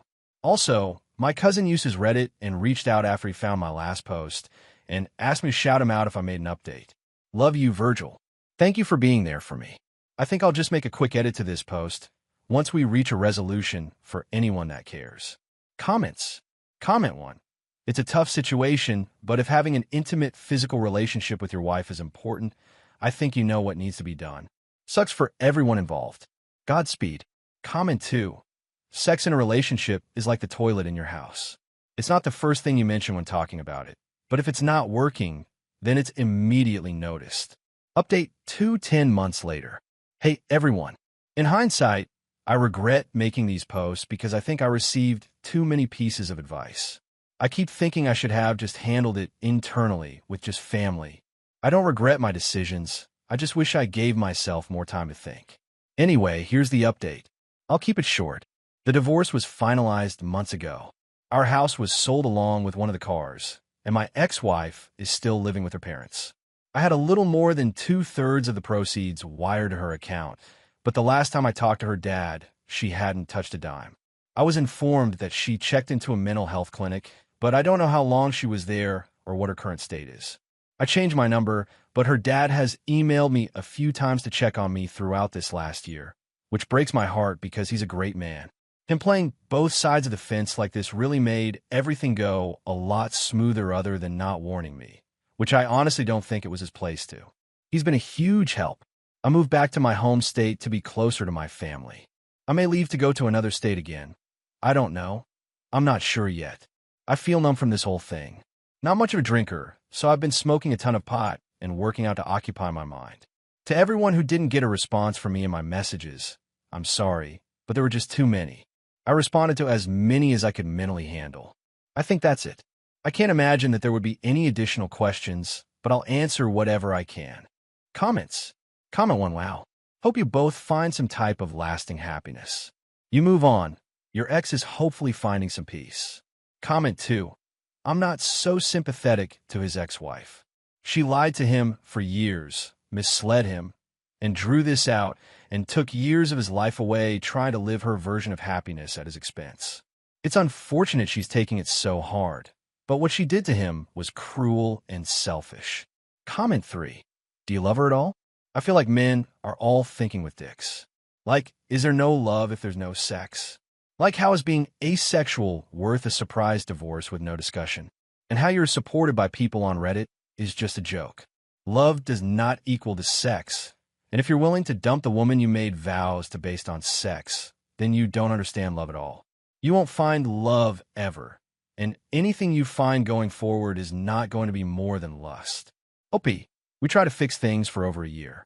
I understand where you're coming from, but I guess my question to you is, what can you live with and without in a relationship? Money, attraction, respect, intimacy, non-sexual, security? Which one of these are you comfortable with losing in your relationships? Now on to the next story. Story 5. After my dad died, my mom threw out all of his belongings to make room for her partner and forced me out, saying she didn't want filth from the past. My father died 3 weeks ago following a protracted illness. He had been diagnosed with multiple sclerosis a few years back. He fought valiantly, but he soon became unable to continue, and we lost him. It was a great emotional blow for me because I was much closer to my father than to my mother. I, 18M, had no idea how to feel, and I was just starting to deal with my sadness when my mother decided to toss me out of the house so she could move in with her boyfriend. Within 1 week, I lost my father and discovered that my mother had been having an affair with a coworker all along. I'm not sure if my father knew about it, but it doesn't make a difference. I was outraged when she brought home her boyfriend just 4 days after my father died, and we had a heated argument after he left. She told me that this romance had been going on for a long time, basically since my father was diagnosed. She stated I had no idea how tough it was for her to have a sick partner, and though I had no right to blame her for finding love elsewhere, she also stated that she was aware that she would eventually lose her spouse. Therefore, she saw nothing wrong with what she was doing. I informed her that what she did was extremely pathetic. She told me I had to leave, so I packed for it the next day. She didn't want any filth from the past in her home anymore, and she wasn't just talking about me. She and her boyfriend had begun moving a lot of belongings from my father's room in the morning. By the time I awoke, there were crates in the front yard. My mother informed me that I could either take the boxes with me or burn them. Either way, they were all leaving her house. They gave me a few hours to gather my belongings and depart.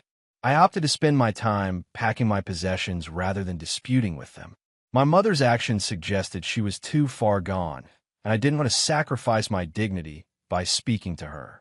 We had pretty well stopped getting along a few months before my father died, because she was constantly fighting with him.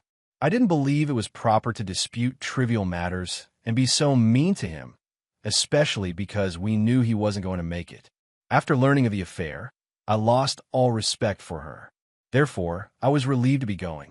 I made a few phone calls, and after a while, my girlfriend said she could speak with her parents and allow me to stay with them for a few weeks until I could get back on my feet and make other plans. I am quite appreciative of that. I've been living with them since my mother booted me out, and they've been quite nice, particularly my girlfriend. We've just been dating for 3 months, and she didn't need to do this, but I'm grateful to her. On the day I left, I grabbed the boxes that my mother had thrown away, which included my father's stuff as well as my own. I figure I couldn't let them burn since that would mean losing the remainder of what my father left behind.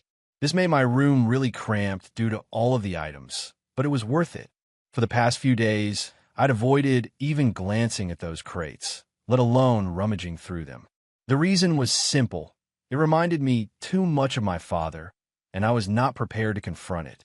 I knew I'd end up bawling on the floor since I already missed him so much, so I'd been avoiding it like the plague. However, 2 days ago, I made the decision to go through some of the boxes, regardless of how difficult it was. I was extremely lucky because the first box I chose was full of documents and documentation from my father's room from before he was taken to the hospital. In his final weeks of life, he had been working from his room in the house because he was in no fit to go out every day. My father worked as a tax consultant for a large corporation, so there was a lot of paperwork involved. I didn't comprehend much of it, so I put it aside. I got to the bottom of the box and found a blue manila file with my name on it. That was it. What I discovered there is going to finish my mother, and I'm here for it. Going through the contents of that folder, I learned that my father had really left a will, which my mother was presumably unaware of, or perhaps she did and was just not telling the lawyer. Not only did I uncover the will, but also several additional documents, including the house deed. It turned out that the house did not belong to both of my parents, but rather to my father. After reading the will, I learned that my father had left the house and all of the money in his account to me. My mother had only received his car, which was still a huge deal because my father drove a lovely automobile, and she had taken ownership of their holiday property. I recognized my mother had no right to kick me out of the house because it did not belong to her now or at any moment. It was originally my father's, and it is now mine. So far, my father's lawyer had informed me that his assets would be frozen until the court determined how they would be distributed. However, as soon as I discovered those documents, I called him and informed him of my findings. I invited him to my girlfriend's house and asked if I may move back into my own house, as my father's will clearly specify that the house belonged to me, not my mother. He affirmed that I was free to do so if I wanted and that my mother had no authority to kick me out without appropriate notice. That was everything I needed to know. The lawyer would manage the will's execution, but I planned to address the problem with my mother. I called her right away and informed her I'd found my father's will. He had indicated that he would leave me the house and all of the money in his bank account. She remained silent for a few minutes before saying it didn't matter to her. But now that the tables had been turned, I asked her to leave the premises. The house never belonged to her, and she had done nothing to deserve it. She'd been nasty to my father, and now she was being horrible to me. I informed her that I wanted her out by the end of the week. That's when she began groveling. To be honest, I anticipated her to argue with me because that is how she has always been, argumentative and unpleasant to everyone around her. Instead, she begged me not to say or do anything because she had convinced her partner to move in by promising to handle everything. Apparently, her coworker was married but had recently filed for divorce, and his ex-wife was demanding a large sum of alimony, which was understandable given that he cheated. He was concerned about it, and my mother promised him that she would manage everything for him. This meant allowing him to live with her so he didn't have to worry about housing or rent and could concentrate on his divorce. If I approached them and stated that the house did not even belong to her, she would be screwed. So if I talked to her boyfriend, she would not only be homeless, but also alone. I'm not a cruel person, so I told my mother she could keep behaving as if she had the means to help her partner, but I didn't want her to live in my house anymore. I vowed not to say anything about what she had told me as long as she agreed to leave the house by the end of the week. I didn't care where she went. All I needed was for her to leave so I could return to my home. Then she started telling me it wasn't fair, it was blackmail, and I couldn't do this to her. I reminded her of how cruelly she had treated me just a few days before, so it was absurd that she wanted me to consider her circumstances now. I did not believe I was being unjust. After disagreeing with me for a while, she began crying on the phone, saying she couldn't believe I was treating her like this simply because she wanted to be happy in her life for once. She claimed she didn't want to marry my father, but she was already pregnant with me, and her family had pushed her to. She claimed my father had never treated her properly, had always been preoccupied with his work, and had never made enough time for her. She was only trying to have a good life with her partner, and the only reason she kicked me out was because she knew I was like my father. I wouldn't stand in the way of her happiness. She stated that my actions were proving her point. I didn't know what to say at this point, so I told her she had 1 week and hung up. Since then, I've been feeling rather guilty. I'm not sure why, but hearing her cry over the phone made me feel horrible. I'm not sure if this is because I'm doing anything wrong, or if it's simply because I'm a sensitive person who can't bear hearing people cry. I'm bewildered, so I'm here to ask, why did you tell my mother and her boyfriend they had 1 week to vacate the house? Edit. I don't have any family in this state, so I had to rely on my friends for aid. I've spoken with my grandparents because I'll be attending college in a few months and will need their support to handle expenditures. After describing the issue to them, they severed relations with my mother. She's probably not worse off for it because she never got along with her own parents and only had a cordial relationship with her in-laws.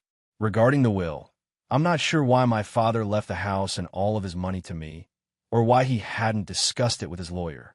I did ask my father's lawyer about it, and he revealed that he had been urging my father to prepare a will since he was diagnosed, but my father kept claiming he would do it later. Now it appears that he left behind a holographic will because there were no witnesses or lawyers involved, which may make it simpler for my mother to fight it. We'll deal with it as it arises.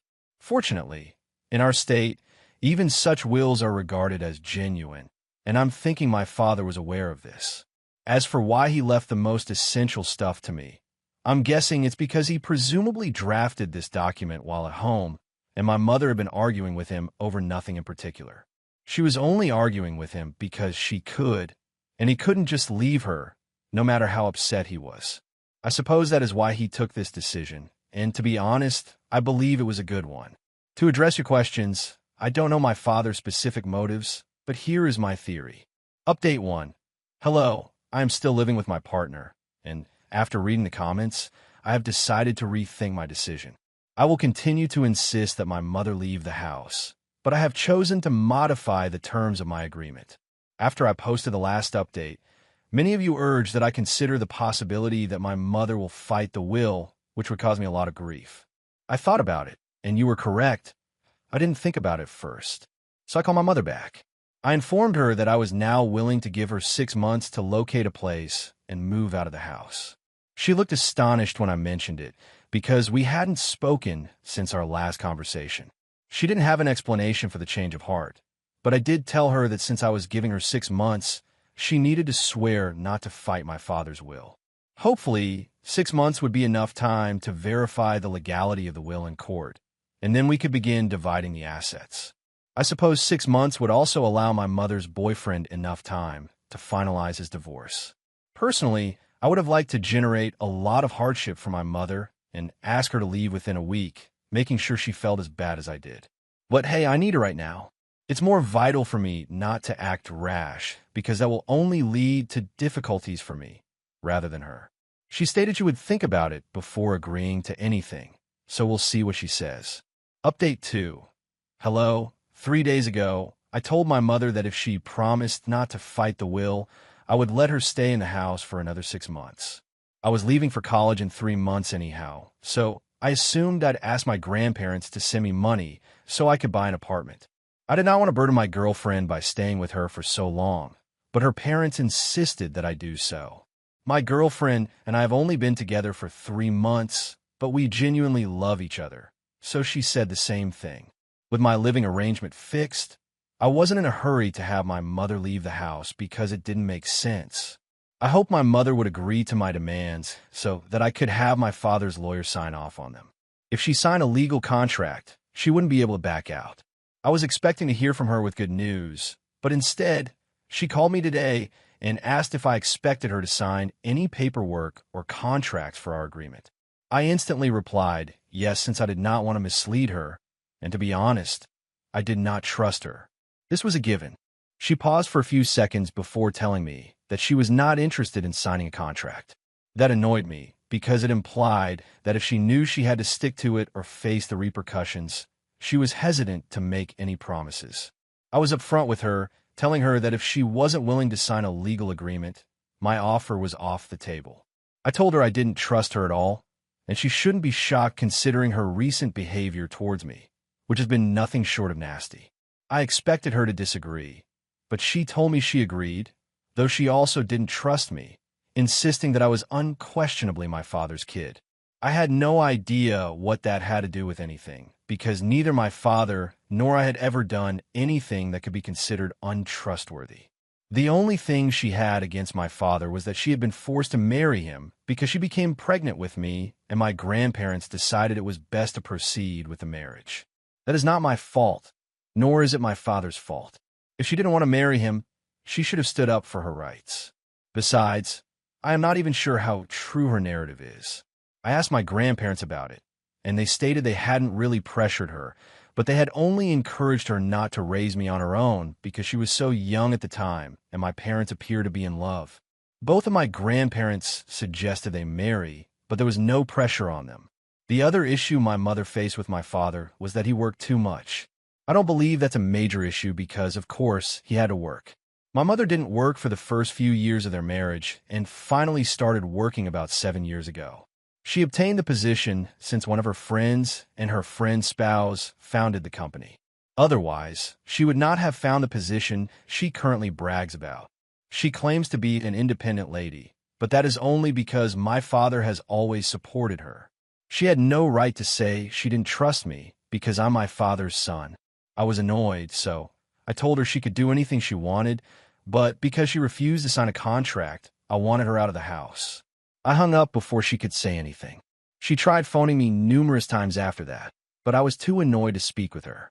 She hasn't called in the last half hour, but I'm confident she will. I will only talk to her after I've calmed down. Update 3. My mother did not call me again following our last talk. As I described in my previous report, I waited for her to call for the next 2 days, but she just did today. I was nervous because I wasn't sure what to anticipate, to be honest. On the one hand, I genuinely wanted her to agree to the deal I proposed, in which I let her reside in the house for 6 months until she could make alternative arrangements in exchange for her not contesting the will. I thought I was being fair, but after our last disagreement, I wasn't sure she would agree. When she called today, I tried to be kind and civil because this wasn't just about her. I also had something to lose. I was expecting positive news, but as soon as I picked up, she informed me that she had made her decision. She opted not to sign any contracts. Instead, she was determined to fight the will, and she had even consulted with a lawyer about it. I was taken aback because this obviously meant she would no longer be residing in the house, which belonged to me. I told her that if she contests the will, she will no longer be able to live in my house. I hoped that would bring her back to her senses, but she said I had no authority to kick her out because the will had not yet been ratified. She had a point, but she also had no authority to kick me out because we were in a bit of a gray area right now. I told her we'd probably have to live together until the probate was completed. That concept clearly made her uncomfortable, and after a few seconds, she informed me she'd look for a place to live, but she'd take her time because I had no right to tell her what she should do. I assured her again that she could take as much time as she wanted, but that I would be back by the end of the week. She began ranting, accusing me of being a bother and claiming she had done nothing to deserve the harassment I was subjecting her to. I almost laughed because her claim that I was bothering her was the biggest joke of the century. She kept attempting to rant, but I hung up because we had nothing else to talk about. She'd made her decision, and I didn't think I could change it anymore. I'm going to do what I believe is right, and she can't stop me. Her partner, who is going through his own divorce, will not be much assistance to her either. I, on the other hand, have my family, girlfriend, and friends on my side. In fact, I believe I will tell her boyfriend the truth about my mother because I have been withholding information for far too long. Since she has made up her mind, I have decided to be an inconvenience, and there is no reason to keep this a secret any longer. Update 4, I did it. I informed my mother's lover the truth about the situation at the house. I don't think he had any notion until recently, which is strange considering he lived with my mother. This is a major deal to keep from your boyfriend, especially since she was still in contact with me, and I'm sure he would have asked about it. But I assume she's pretty adept at keeping secrets. After all, she hid her affair for a few years. It was not difficult to reach him. I just searched him up on Facebook and sent him a message containing proof. I also explained why I was telling him the truth now and not earlier, because I had been negotiating with my mother, but since she had made it apparent that she was not interested, I believed he had a right to know the truth. I sent the message 2 days ago, and I finally heard from my mother today. I was expecting disruption, but I didn't realize it would come so late. Anyway, she tried contacting me this morning, but I blocked her out of frustration. I've also blocked her on social media. When she ran out of other ways to contact me, she set up a fake email account and sent me a message from that address.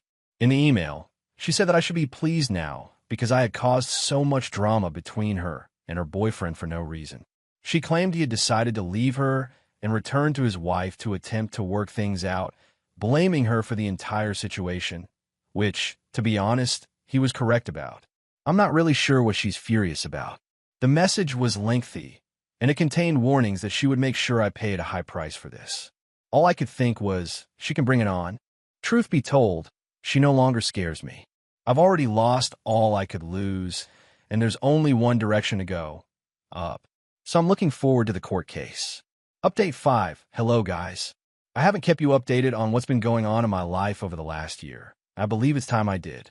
As I previously stated, I was looking forward to the court process, and my mother did end up fighting the will. The case got to court, and my father's attorney and I fought as hard as we could. Long story short, after 8 months, we eventually received a favorable ruling. The will was validated and upheld. This happened 2 months ago, and I'm still really pleased with it. My mother had to give up the house, and we no longer communicate with her. I have no idea what she is up to, but I am delighted she received her karma. Even her own parents have stopped communicating with her, so I'm pretty sure she's not living a joyful life right now. My neighbors told me that on the day she moved out, her boyfriend came to help her, so I'm betting they're back together. Because no self-respecting lady would return to a man who had cheated on her, I'm very sure his wife rejected him. So he crawled back to my mother to make things right, and she gratefully accepted him back. Honestly, I'm pleased they're together. They deserve each other. I'm confident my father is beaming down at me from heaven because I've demonstrated resilience, strength, and a willingness to stand up for what is right. I'm in college now, set to begin my second year. My grandparents are currently supporting me financially, and they will continue to do so until I find work, for which I'm glad. I know many of you are intrigued about my relationship. She also attends college, and we meet on weekends. In fact, we're arranging a little break for just the two of us this weekend. We are still going strong and are really serious about each other. Life is currently serene, and I am grateful to be at this point. Getting here was the most difficult part. After that, everything else felt easy. Now on to the next story. Story 6. Family and fiancé pressure me to reconcile with my dad who left for his new family, but I refused. Now I'm left feeling isolated. When I was 13, my father had an affair, left my mother, and moved in with his affair partner, whom we will call Janet. My sister and I used to see him every weekend, and I have to confess that he was a decent father, but I never liked Janet. When Janet became pregnant and they had a son, our visits became less frequent, and my father became more worried about his new family. He missed some of my performances and my sister's competitions because he was preoccupied with his son. Janet chose to relocate when I was 16 years old in search of a better job. My sister and I begged him not to leave, but Dad simply responded, "I need to prioritize my family." He moved 10 hours away, which effectively destroyed our relationship. I decided to maintain no contact because it was evident he did not consider me family. My younger sister remained in contact with him. He would try to call and invite me to visit my sister, but I refused. When he returned to see my sister, I refused to talk to him when he arrived at the house. I did not invite him to my high school or college graduation. I'm now 33 and have had no touch with him. He has tried to contact me several times over the years, and his family has reached out on his behalf. I've avoided family gatherings in case he attends, such as my sister's wedding and baby showers. My father and his family returned to our hometown 3 months ago, and he has been tireless in his efforts to reconcile. My half-brother and sister have both expressed intense interest in a relationship with him, stating that he is an excellent father. My father found out I'm getting married and has been attempting to contact me, even speaking with my fiancée. Janet messaged me stating I had continually broken my father's heart, that I am sad, and that I should get therapy. I reacted, calling her exploitative, and then blocked her. Everyone seems to be urging me to accept him back into my life. I'm weary of being harassed and unintentionally running into my father and his family in town. Whenever I see them, I simply walk away and refuse to speak. People keep telling me he's a decent father who did his best to stay in touch, but I pushed him away. The pressure is immense. My mother, sister, grandparents, aunts, uncles, and even some friends all insist that I reconcile. Even my fiancé has begun to question my decision to exclude him. Update 1. I recently chatted with my fiancé, and regrettably, things didn't go well. I've had enough and want to run away. My fiancé, whom I will refer to as Larry, is aware of my background with my father and Janet. I stated that his siding with my father and pressing me was harming me, and that as my fiancé, he should be supporting me. Larry informed me that he cannot support me in doing anything that he believes is bad. He said he spoke with my father, heard all sides of the story, and believes we can resolve things if we sit down and chat. I told Larry I didn't want to communicate with my father and asked why he was talking to him. Larry revealed that his father, who is acquainted with my father, pushed him to contact him. He then informed me that my father adores me and has always wanted to be a part of my life. He even has images of me, which I believe he obtained from family, because my social media is private. Larry stated that my father is heartbroken over our estrangement and that I was unfair in asking him to move away when I was young. He also claimed that I started off on the wrong foot with Janet and that I was not to blame for the relationship's failure. Finally, he informed me that everyone can see the truth except me, and that I should look in the mirror since I am the problem. Needless to say, I burst out crying and asked him why he was doing this to me and not supporting me.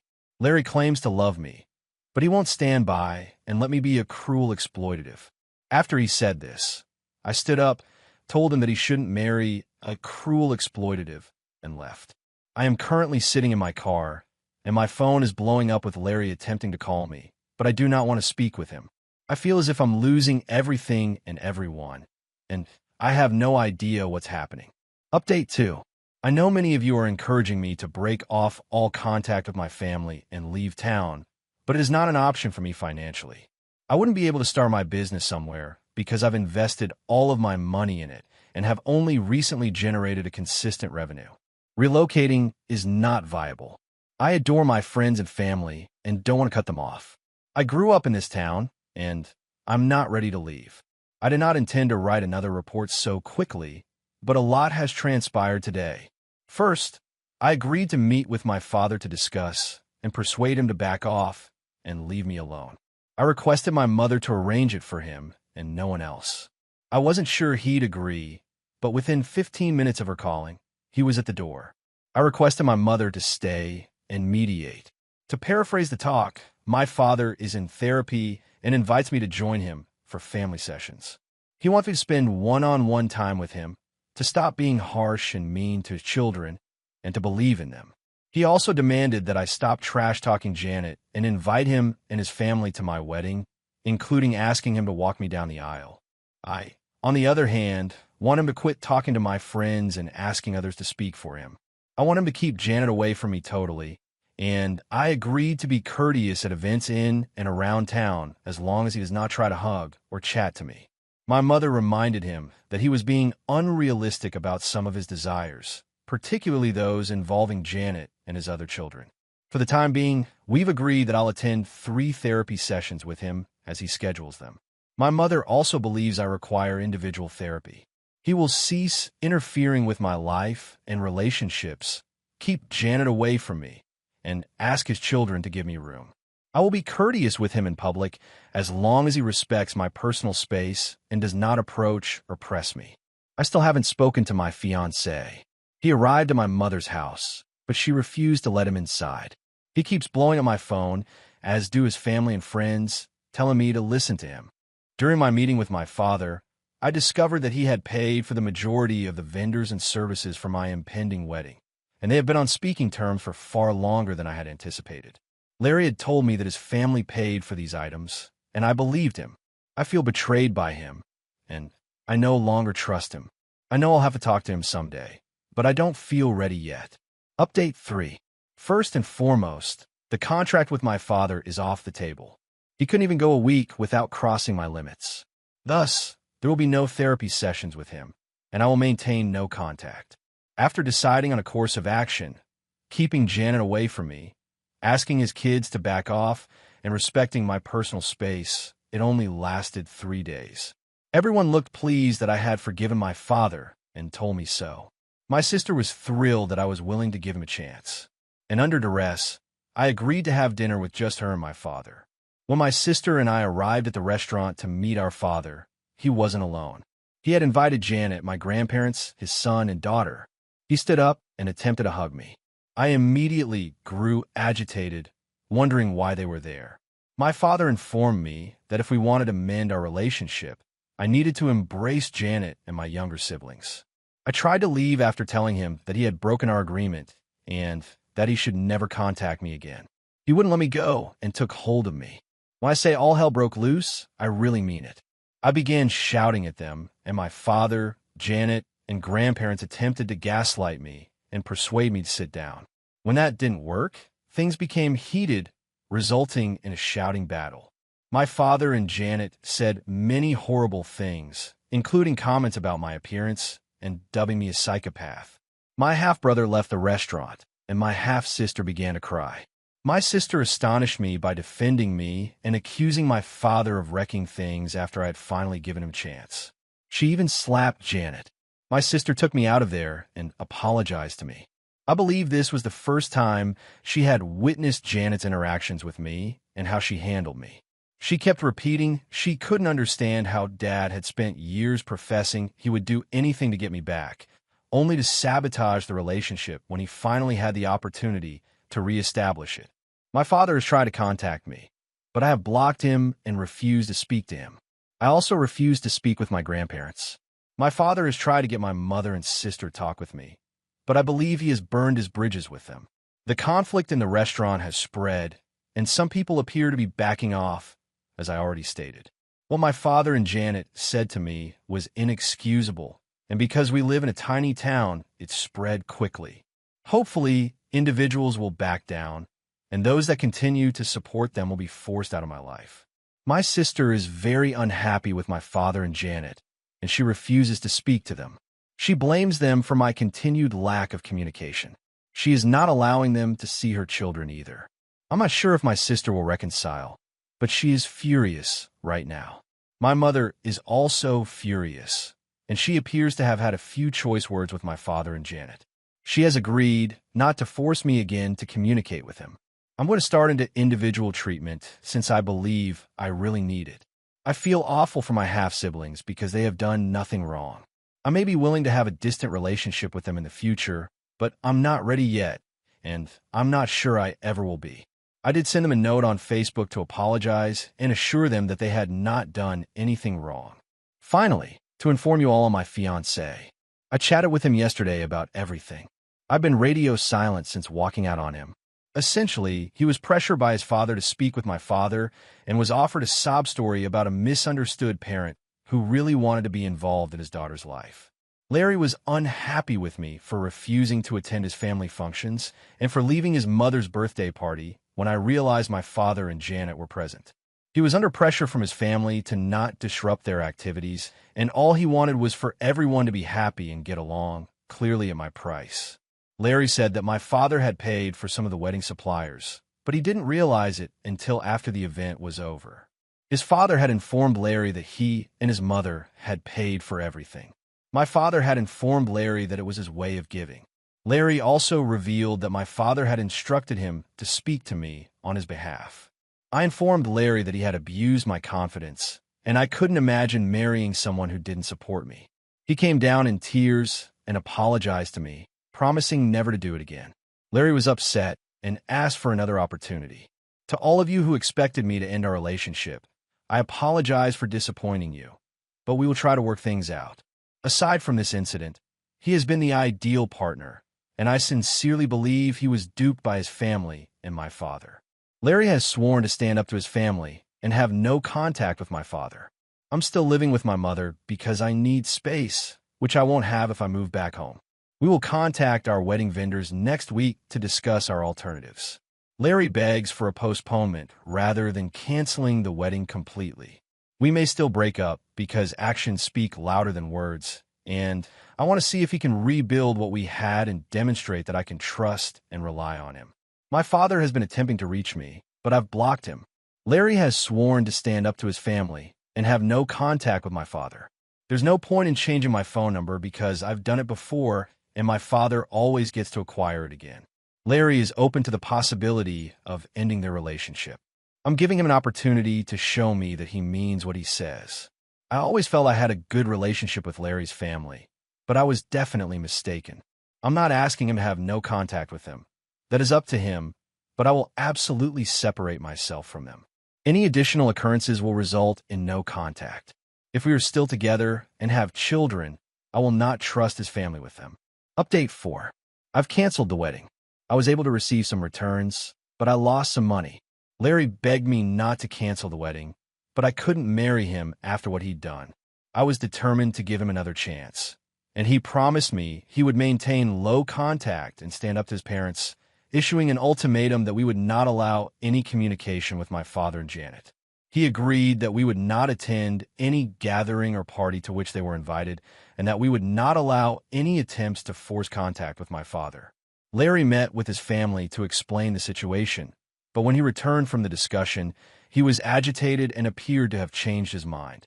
He tried to persuade me that his family only meant good and that he couldn't avoid touch with them because he loves them. He also stated that he couldn't control their friendships and tried to reassure me that it wouldn't be an issue in the future. He claimed his father would speak with my father and ensure he acted appropriately in my presence. As soon as I heard this, I started thinking about the remarks I'd read. The primary one is that if we had children, Larry might take them to his family, which includes my father and Janet, and I would have no control over it. At that point, I understood I couldn't trust Larry and would never be able to. I broke up with him. Larry isn't taking it well and constantly begging me to accept him back, swearing he won't contact his family. His family and friends are pleading with me not to stop the relationship, but he has made his decision and demonstrated to me that he lacks courage. I do not need him in my life. In reference to my father, I am considering obtaining a restraining order given what transpired at the restaurant. I may be able to, but I'm not sure yet. My acquaintance is assisting me in investigating the matter. My father has kept a low profile since last week, with the exception of a few attempts to apologize, and I haven't heard anything from him. My sister still refuses to speak with my father or Janet. Unlike me, my sister is very confrontational and has attacked them on social media about what happened at the restaurant and other earlier events that I was unaware of. When my sister and Janet ran into each other in town, they had a very public yelling match, with Janet demanding that my sister remove her posts. It concluded with Janet assaulting my sister. My father reportedly sided with Janet in this, and now my sister despises Janet and refuses to speak with our father, who is also attempting to reach her. My father's and Janet's reputation appears to have suffered as a result of the restaurant event, my sister's battle with Janet, and several Facebook posts about them. Individuals are gossiping, which has worked well for me, since some individuals have backed down, which I'm pleased about. Unfortunately, a few people continue to support him, including my ex's parents. There hasn't been much news about my half-siblings recently. I've located a therapist, but there's a bit of a waiting list before I can begin therapy. I'm still living with my mother, who is completely supportive, and I found a cat that I'll pick up next week. Update 5. I'm still in my mother's house, and I've got my tiny kitten. I named her Sasha, and she is the loveliest thing, yet quite lively. I'll try to take pictures for people who request them, but she won't stay still long enough for a decent shot. I already love her, and my mother continues to be my rock. I'm still waiting for treatment, but I'm finding Reddit beneficial and therapeutic, and the majority of the people here have been quite kind and helped me see things more clearly. So, many thanks to everyone. As for my ex, now that we've split up, I feel lighter and more free. Being away from him has made me realize all of the red lights in our relationship that I was previously unaware of, and I feel like I escaped unharmed. Luke, who is using real names because my blog were discovered, is not dealing well with the separation and has taken over my father's role in continually disturbing me. If you read this, Luke, we're done, and I won't change my mind, so stop phoning me, coming to my house, or sending me flowers. I'm moving on, and you should too. My sister Emma is still on my side and has moved on from Janet, the step-monster. My sister informed everyone about Janet's affairs, and they are no longer communicating. Janet is still trying to preserve face, claiming my sister is lying and telling everyone that we're the worst and have treated her terribly throughout the years, attempting to ruin her marriage. I don't think anyone believes what she is saying. Janet has sent hateful messages to both myself and my sister. When we ran into her, she yelled at us and threatened us. My sister's car has been keyed, and my store windows have been broken. Unfortunately, we can't prove anything, but she's the most likely suspect. My half-siblings are undoubtedly my father's children. They were tested years ago when she was a baby, according to what I've heard. They're not speaking with Janet at all. My father seemed to have grown a spine and kicked Janet out. She is currently living with her parents, according to what I've heard, and he is considering divorce. I haven't spoken with my father since he apologized for everything in a text message. Regarding a restraining order, I'm more concerned with obtaining one against Janet at this time. I have cameras, but you can't tell if it's her due to the angle. I'm getting fitted for better covering. The damage is already done. My father had a chance to make things right with me, but he squandered it. I just want to be alone and get on with my life. Update 6. My father and Janet are still together. They split up for a period but are now back together and maintaining a united face, despite the fact that she is a cheater. Apparently, they tried again for the sake of their children. Strangely enough, my father and I are in a better place.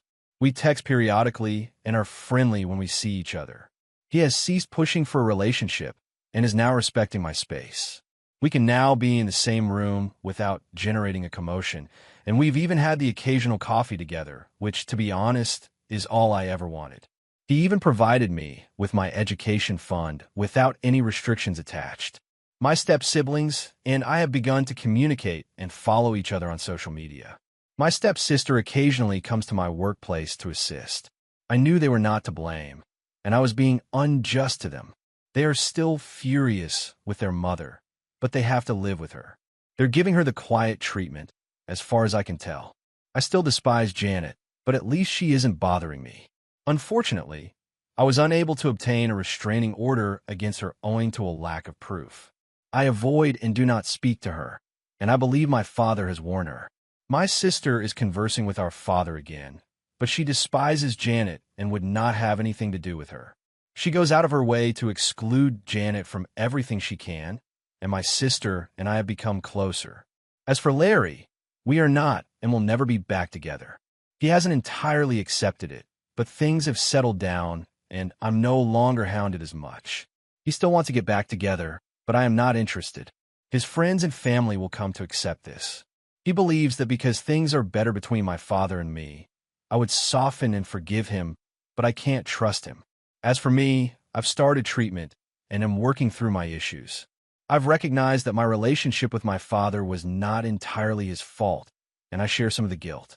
I spent my life behaving as if he had abandoned me, while in reality, I had pushed him away.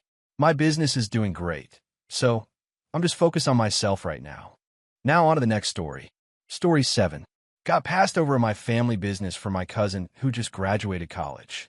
So I joined our competitor owned by my uncle, and now my whole family has cut me off. Hi, I'm a 30-year-old woman, and I recently got cut off by my family for leaving the family business and going against my uncle who is retiring this year. I'm here to ask if I'm in the wrong here.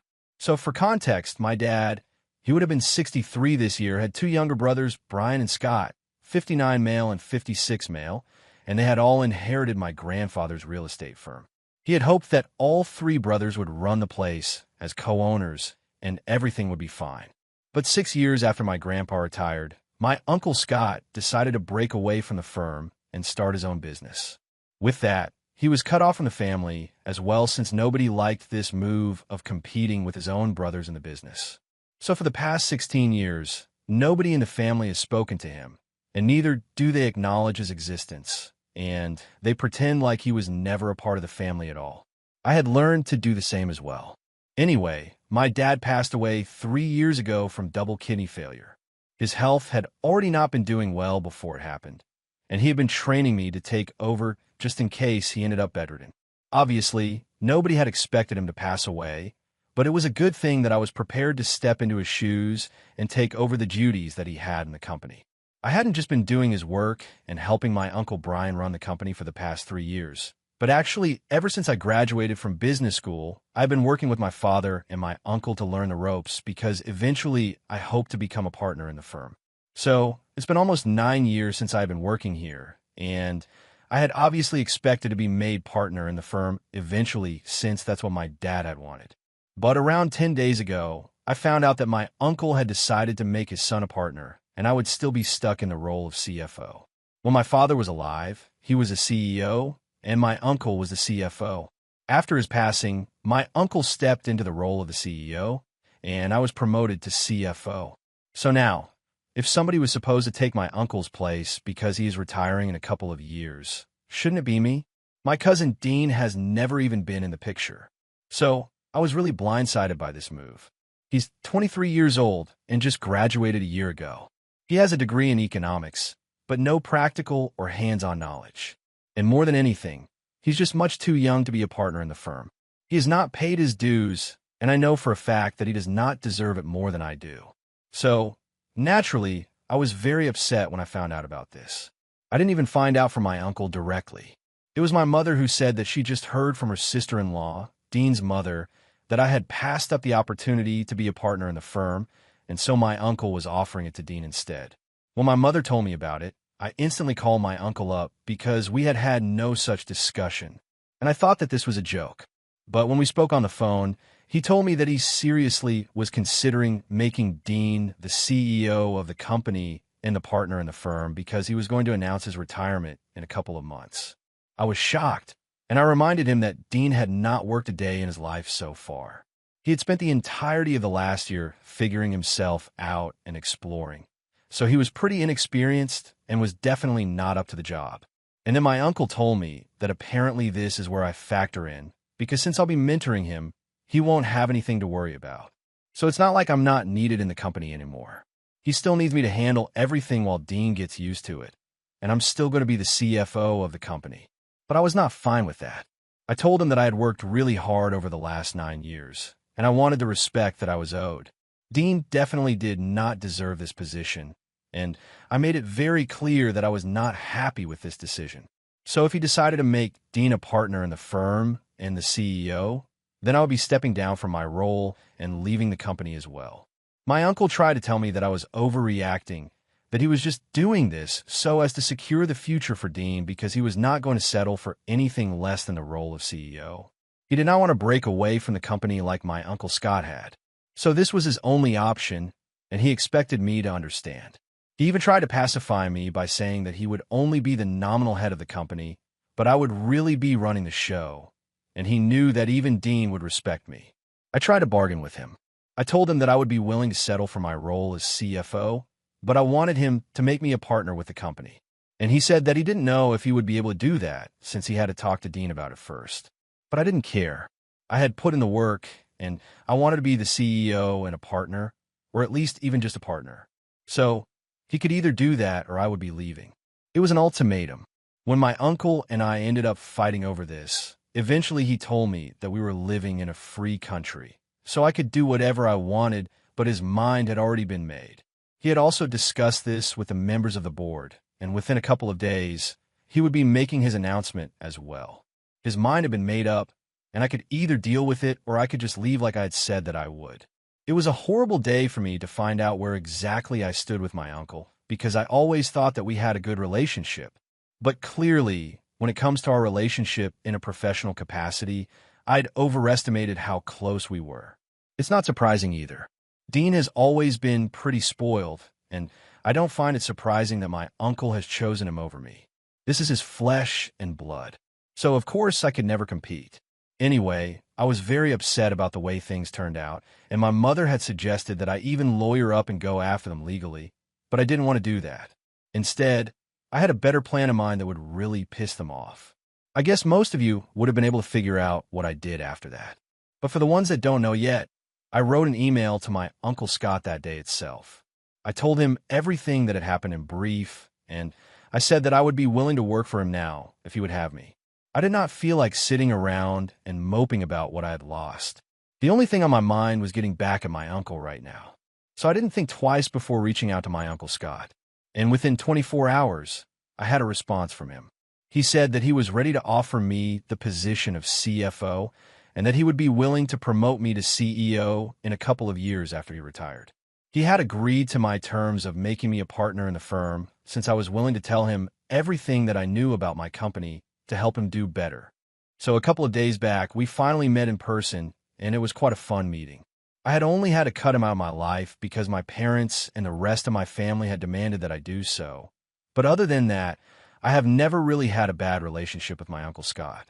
In fact, he had always been the fun uncle, and until the age of 15, he and I were pretty close. But then the feud happened, and he was ostracized, and I never got to speak to him again until now. When I was younger, I was never really told exactly what had led to Uncle Scott breaking away from the family. And even now, when I met him, he refused to talk about it, but that was his choice, and I needed to respect that. However, he told me that he was surprised that my Uncle Brian had pulled off something like this, because when my dad was alive, he wouldn't even dream of trying to do such a thing.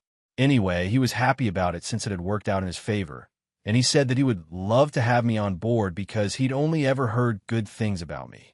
Since they were our most direct competitors, they had kept tabs on us and our operations. And he said that he knew that what I had done for the company was pretty big, and he was looking forward to having me on his side this time.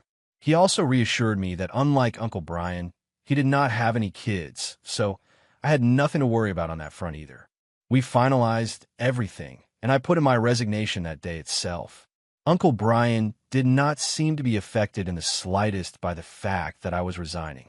And I texted him formally to let him know that I wouldn't be showing up for the next 2 weeks, since he had made it very clear that the company would be just fine without me. He told me that he was cool with it, and he already had replacements lined up. So I did not need to worry about my position, and that was it. I did not interact with him after that. However, yesterday, Uncle Scott and I finally posted a picture together to celebrate the fact that I was joining him now.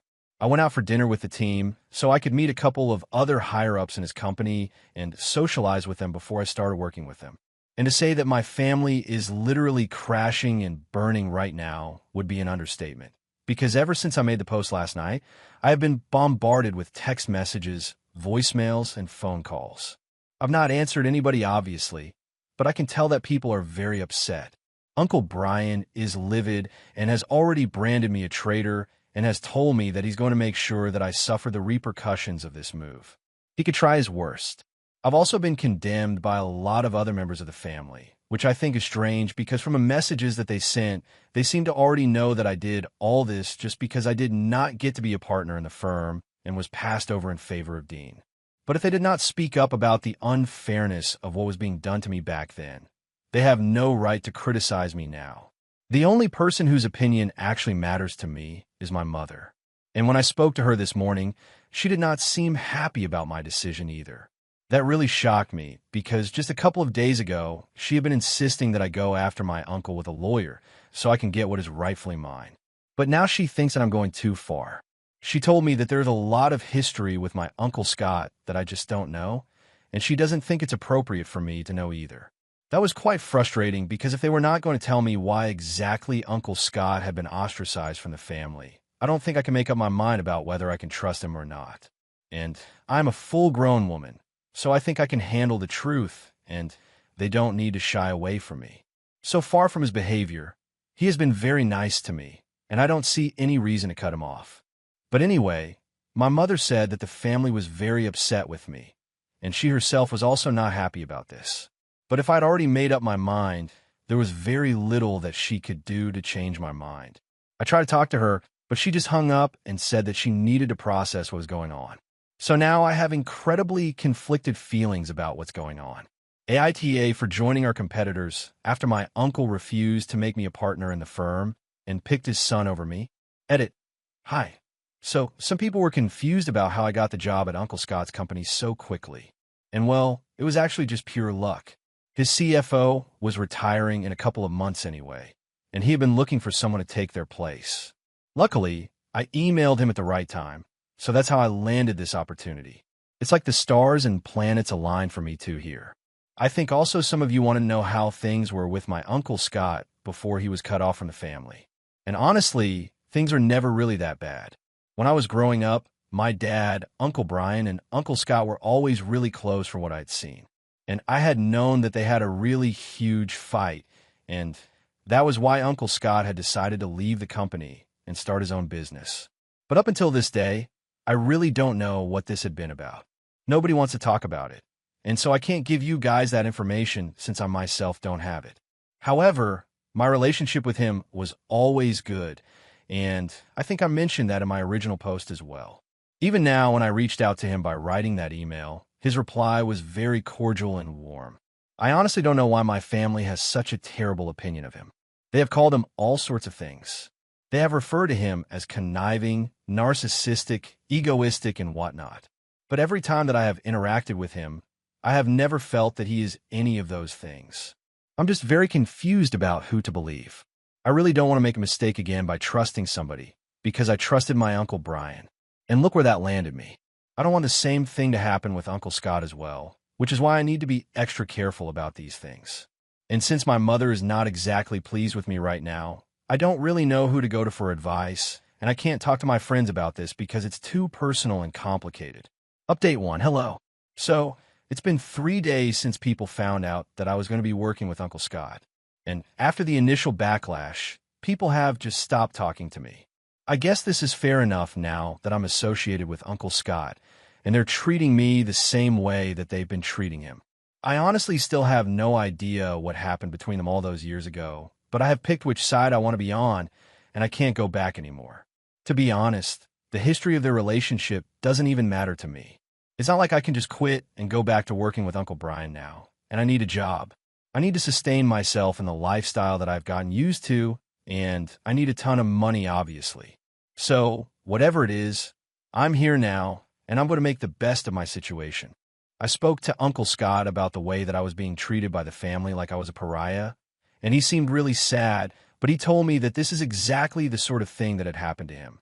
And with time, I'm going to get over it as well. Or maybe I might even be luckier than him since I am from the younger generation, and they might reach out to me in a while. But until then, I just have to tough it out and deal with it. Once again, I asked him what had happened that led to all of this, but he refused to talk about it. My mother is still not talking to me, which hurts the most. But I've been texting her every day, and I've not received a response so far, and I'm going to be really busy with work in the next couple of days because I'm just starting here, and there's a lot of work that I have to catch up on. Now, if she wants to talk to me, then she can text me herself, but other than that, I'm not going to be reaching out to her anymore. Update 2. Hi.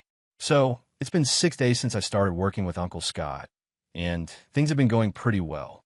The paperwork to make me a partner in the company is still being processed, but I trust him implicitly.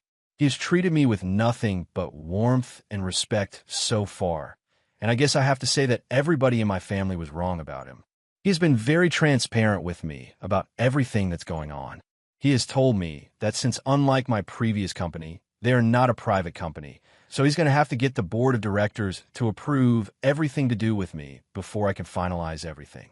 But he told me not to worry about it, because since he is the owner and CEO, it's just a formality at best, and I have nothing to worry about since I've already met most people associated with the company, and they all seem to really like me. Besides, they know about my previous work, and they know that I am worth it. So, just like Uncle Scott told me to, I'm not too worried about this situation, and I'm just going to focus on working. So, things on the work front are going pretty well for me, But my personal life is a mess right now, to be honest. My mother and I have not spoken ever since that last conversation, and I can't even count how many days it has been since then, and I've been really lonely. Nobody else from the family has spoken to me either, and it is tough, but I'm just trying to deal with it. I do still have a few friends from Uncle Brian's company, and they have kept me updated on whatever is going on. Apparently, they have already announced that I have left them, but they did not include the fact that I've left to work with Uncle Scott, probably because it would not reflect too well on the company that somebody in a position like mine quit to work with their direct competitors. They also made the announcement that Dean would be taking over as CEO in a couple of months after Uncle Brian retired, and he was also going to be a partner in the firm, and they are hosting a work party in his honor in a couple of days. As for the CFO position, which had been left when I left, it is being filled by one of the employees who had always had subordination problems with me. They probably did that on purpose just to piss me off. It just made me feel sad for them, though. If that employee had problems with me, I'm pretty sure she's going to have problems with them in the future as well. But that's their issue to deal with now.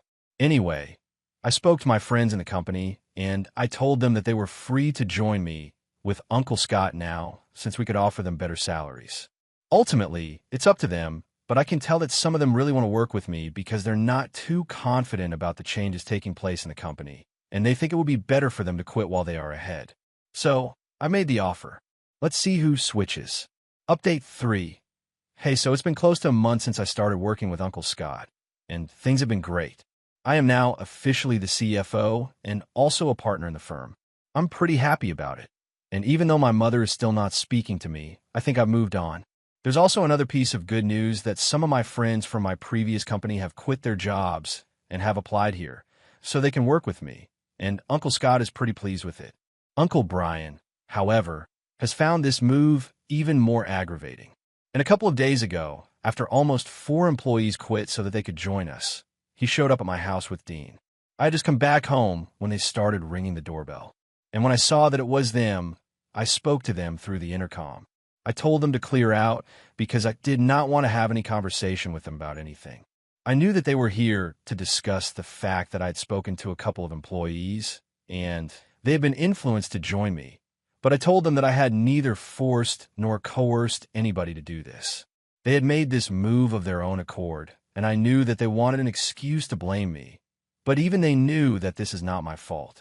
But Uncle Brian was out of control, and he started screaming at me from outside the door, saying that I was poaching employees from them, and it was just not fair, and that he would take legal action against me for influencing his employees. I'm pretty sure that that's not grounds for a lawsuit. But I just let him scream himself hoarse because I knew that there was no point in saying anything to him while he was screaming so loudly that he wouldn't even be able to hear me. When he finally seemed to run out of steam, I told him that I wanted him to clear out because otherwise they would be forcing my hand to call the cops, and already so many people were leaving the company. I'm pretty sure they did not want more people to leave, citing the fact that they seemed to be mentally unstable. When I said that, Dean piped up all of a sudden and said that this was no way to behave with somebody who had been there for me for so long after my father had passed away. He called me insensitive and selfish, saying that I had no respect for anything that his father had done for my family. I found that whole bit very pompous and ridiculous. I told him that I respected Uncle Brian just as much as he respected me. I also reminded him that my father had also worked very hard to bring this company to where it is now. And after his passing, I had also put in a lot of work. The only person who had never done anything was Dean, so he had no right to be here speaking up on this. At least Uncle Brian was worthy of being where he is right now. But he just got his position as a form of charity since Uncle Brian did not want him to leave the company and work anywhere else since it was a family business. Then I continued and told him exactly what Uncle Brian had said, where he told me that he was offering the position of CEO to Dean since he had asked for it and was not going to settle for anything less. In my original post, you guys might remember that I mentioned that my uncle had told me that the only reason he was offering this position to Dean and not me was because his son wanted it. And even though he knew that I deserved it more, he wanted to placate his son. He also said that he would only be the nominal head, but I would actually be running the show. And I remembered it clear as day, and I mentioned it to Dean, so he knew exactly where he stood with his father. and then there was silence. I heard them arguing softly, and then I heard footsteps of them walking away and pulling out of the driveway. So my job was done. Now the two of them could duke it out, but at least they would leave me alone. The next day, I woke up to find out that both of them had blocked me, and I was very pleased. Anyway, life is getting better now. I know that whatever is going on right now would have made my dad very upset, but at least I have the satisfaction of knowing that none of this was my fault. Uncle Brian got greedy and kicked me out. So, if there is anybody to blame for the situation, it's him. I'm very clear about that now, so that nobody else can ever try to guilt-trip me again into doubting myself. The only person I'm still holding out hope on is my mother. I really do wish that she comes around eventually because she and I have always had a great relationship, and especially after my father passed away, we had started bonding even more. I definitely miss her every single day, and I keep thinking that maybe she will text me eventually, but so far I've had no such luck. At least she hasn't blocked me yet, so maybe she's keeping the door open. I might try to reach out to her if I start missing her too much, but for now I'm still trying to figure out what to do. Update 4. Hey guys, it has been close to 6 months since my last update, and since then, many things have changed. For starters, Uncle Brian has officially retired, and Dean has taken over the company. So far, he's just maintaining the status quo and not doing anything different. Maybe things might work out for them after all, but it hardly matters to me. Since then, a lot of employees that used to work there have switched over to us, and I'm very happy about it since I get to see a lot of old faces in my new company. My mother and I have still not spoken to each other, but I finally might have a reason for that now. A couple of weeks ago, I was having dinner and drinks with Uncle Scott and his wife. After a while, my aunt left the room to get some rest. And while talking, I finally asked him since now I was pretty grown up and we were working together. I felt like I really had to know what had happened between him and the family that had led to him getting cut off. And he finally told me that years ago, my mother had tried to start an affair with him on the day of Thanksgiving dinner that was being hosted in our house. She asked him to help her out in the kitchen, and he followed her without having any idea about what was going to happen. But once they were alone in the kitchen, she told him that she wanted to take things further with him. And even though she was married to my dad, her eyes had always been on him. He tried to get away from her. And just in a nick of time, my dad entered the kitchen and caught the two of them standing really close. And my mom freaked out and started accusing him of trying to start something with her. I don't remember this because Dean and I were in our rooms, but my dad had lost his temper and kicked him out of the house that day. Later on that day, they had told me that Uncle Scott had to leave because he had some emergency at work. However, after that day, my mom came up with a bunch of other lies to cover up for this incident so that nobody would believe him, and even told Uncle Brian and my father that he had been planning to steal money from the company as well and start something of his own. My dad and Uncle Brian had confronted him about this later and had told him that they were going to mess him up real good if he did not step aside on his own. So he decided to leave the company and started his own business. And since then, he has had nothing to do with his family. After I found out about all of this, I decided it would be best for me to follow in his footsteps and have nothing to do with my family either. It was really saddening to find out about my mother, but it is what it is.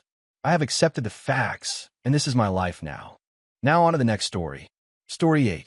Mill threw away my daughter's clothes and demanded custody of my kids while making a crazy social media post about us.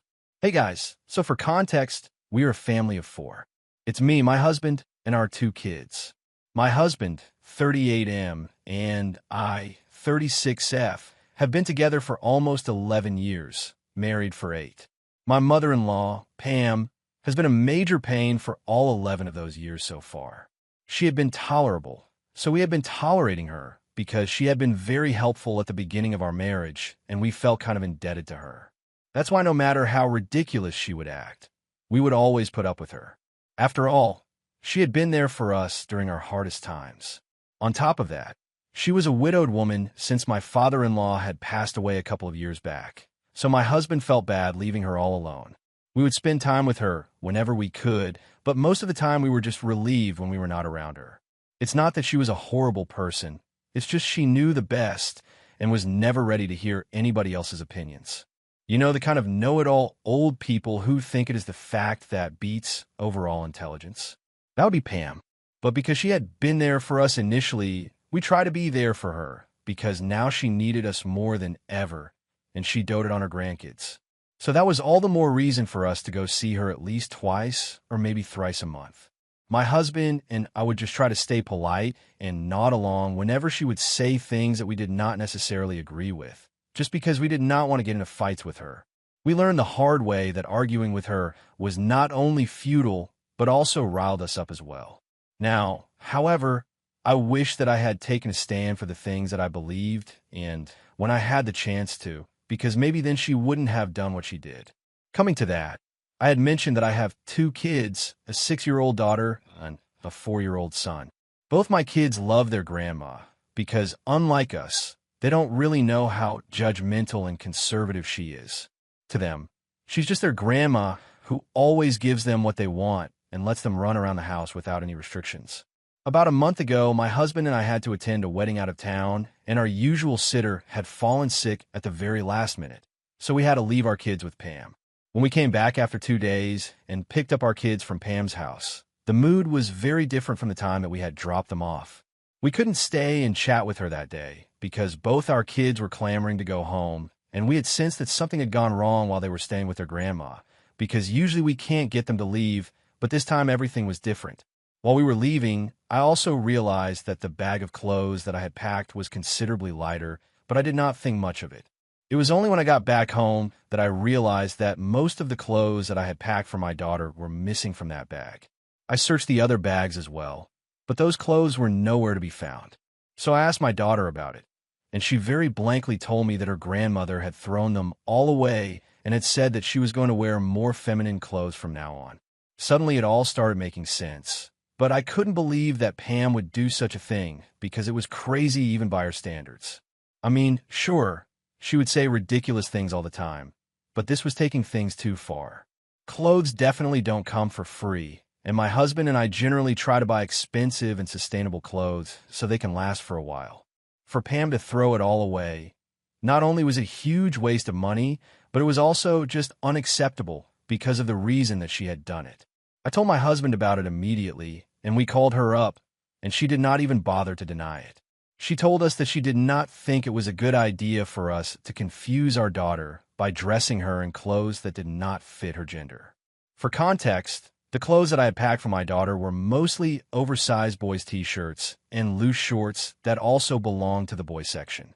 We let our kids pick out their own clothes, and my daughter picked these out because they were more comfortable for her compared to the clothes from the girls' section. It's not that she only dresses in boys' clothing.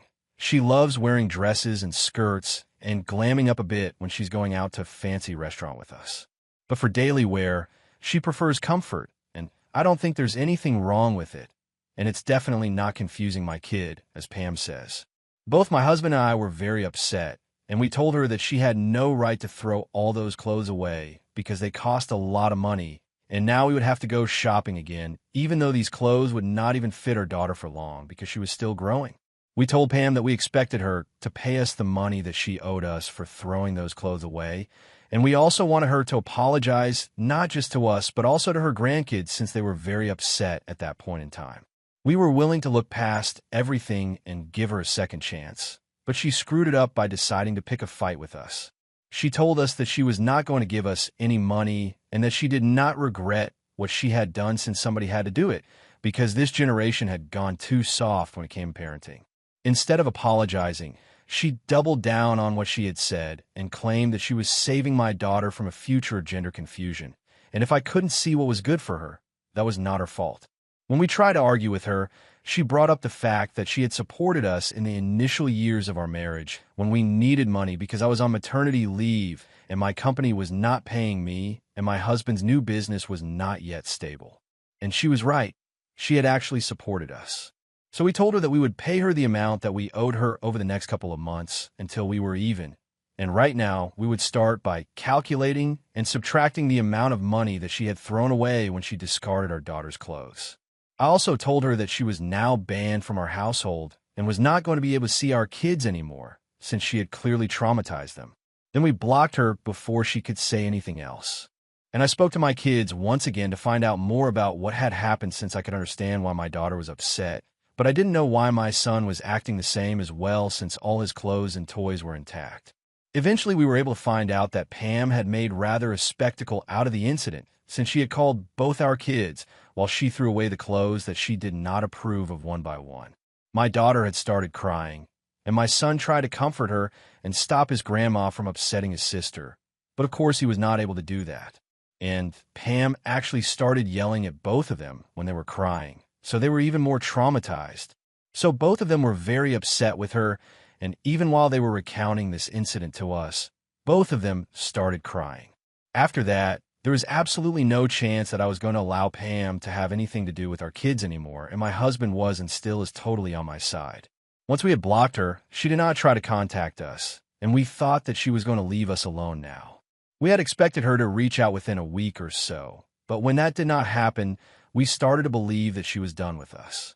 Now, my husband and I had almost forgotten about her until a couple of days back when she visited us.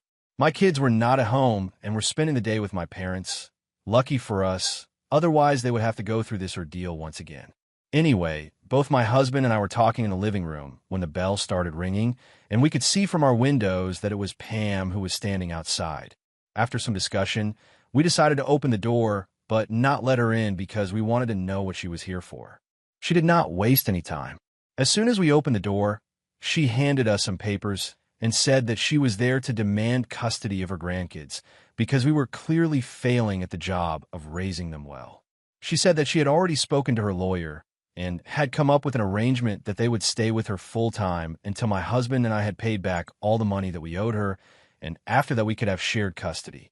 She had assumed that it would take us a couple of years at the very least to put together the kind of money that she was demanding, because she not only wanted us to return all the money that she had helped us out with when we were struggling, but she also wanted my husband to pay her back whatever his parents had spent while raising him. Obviously, that was an exorbitant amount of money, and it would take us to pay off that kind of debt. That was not even the crazy part of it.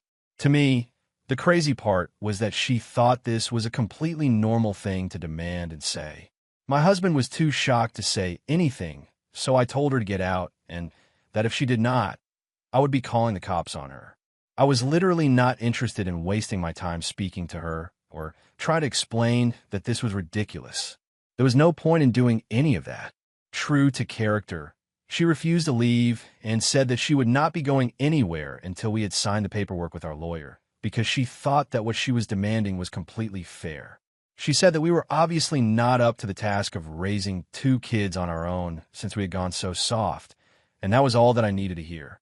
I immediately grabbed my phone and called the cops, and even then she did not leave. She just stood there refusing to budge while I told her that I was going to file for a restraining order and make sure that she never got to see any of us ever again. In response to that, she said that she would like to see me try because it was not like she had hurt me or tried to do anything bad to us, and she was going to make sure that I lost custody of my children. She was really pissing me off, but I only had to wait until the cops showed up and drag her off her property. That's when she started losing her mind. She had to be taken away, kicking and screaming and cursing at us. I'm genuinely glad that our kids were not there to see that because they had already been traumatized by her once. I was not about to allow it to happen once again. Now, I personally don't think that I did anything wrong by banning her in the first place or telling her that I would file for a restraining order against her. And even my husband is on my side, even though he had been quiet the entire time that his mother had been here since he had been shocked to his core. However, the rest of my husband's entire family is against us right now. They think that I'm being very ungrateful because I've completely forgotten about the fact that she was the only person who had been there for us when we were struggling to make ends meet while taking care of a newborn baby. But just because she had helped us out when we needed it, it does not mean that she has the license to run our lives, and I don't really know how difficult it is to understand for the rest of the family. Everyone has been badgering us relentlessly, telling us that it was really messed up for us to call the cops on her, especially when she just wanted to look out for us. Seriously, is this how people look out for each other now? By threatening to take their kids away from them until they return the money that they owe you? I don't buy it. My husband has obviously been the one who has been most affected by all of this because earlier he had pretty much been the gold standard for his family, and all of a sudden everything had changed.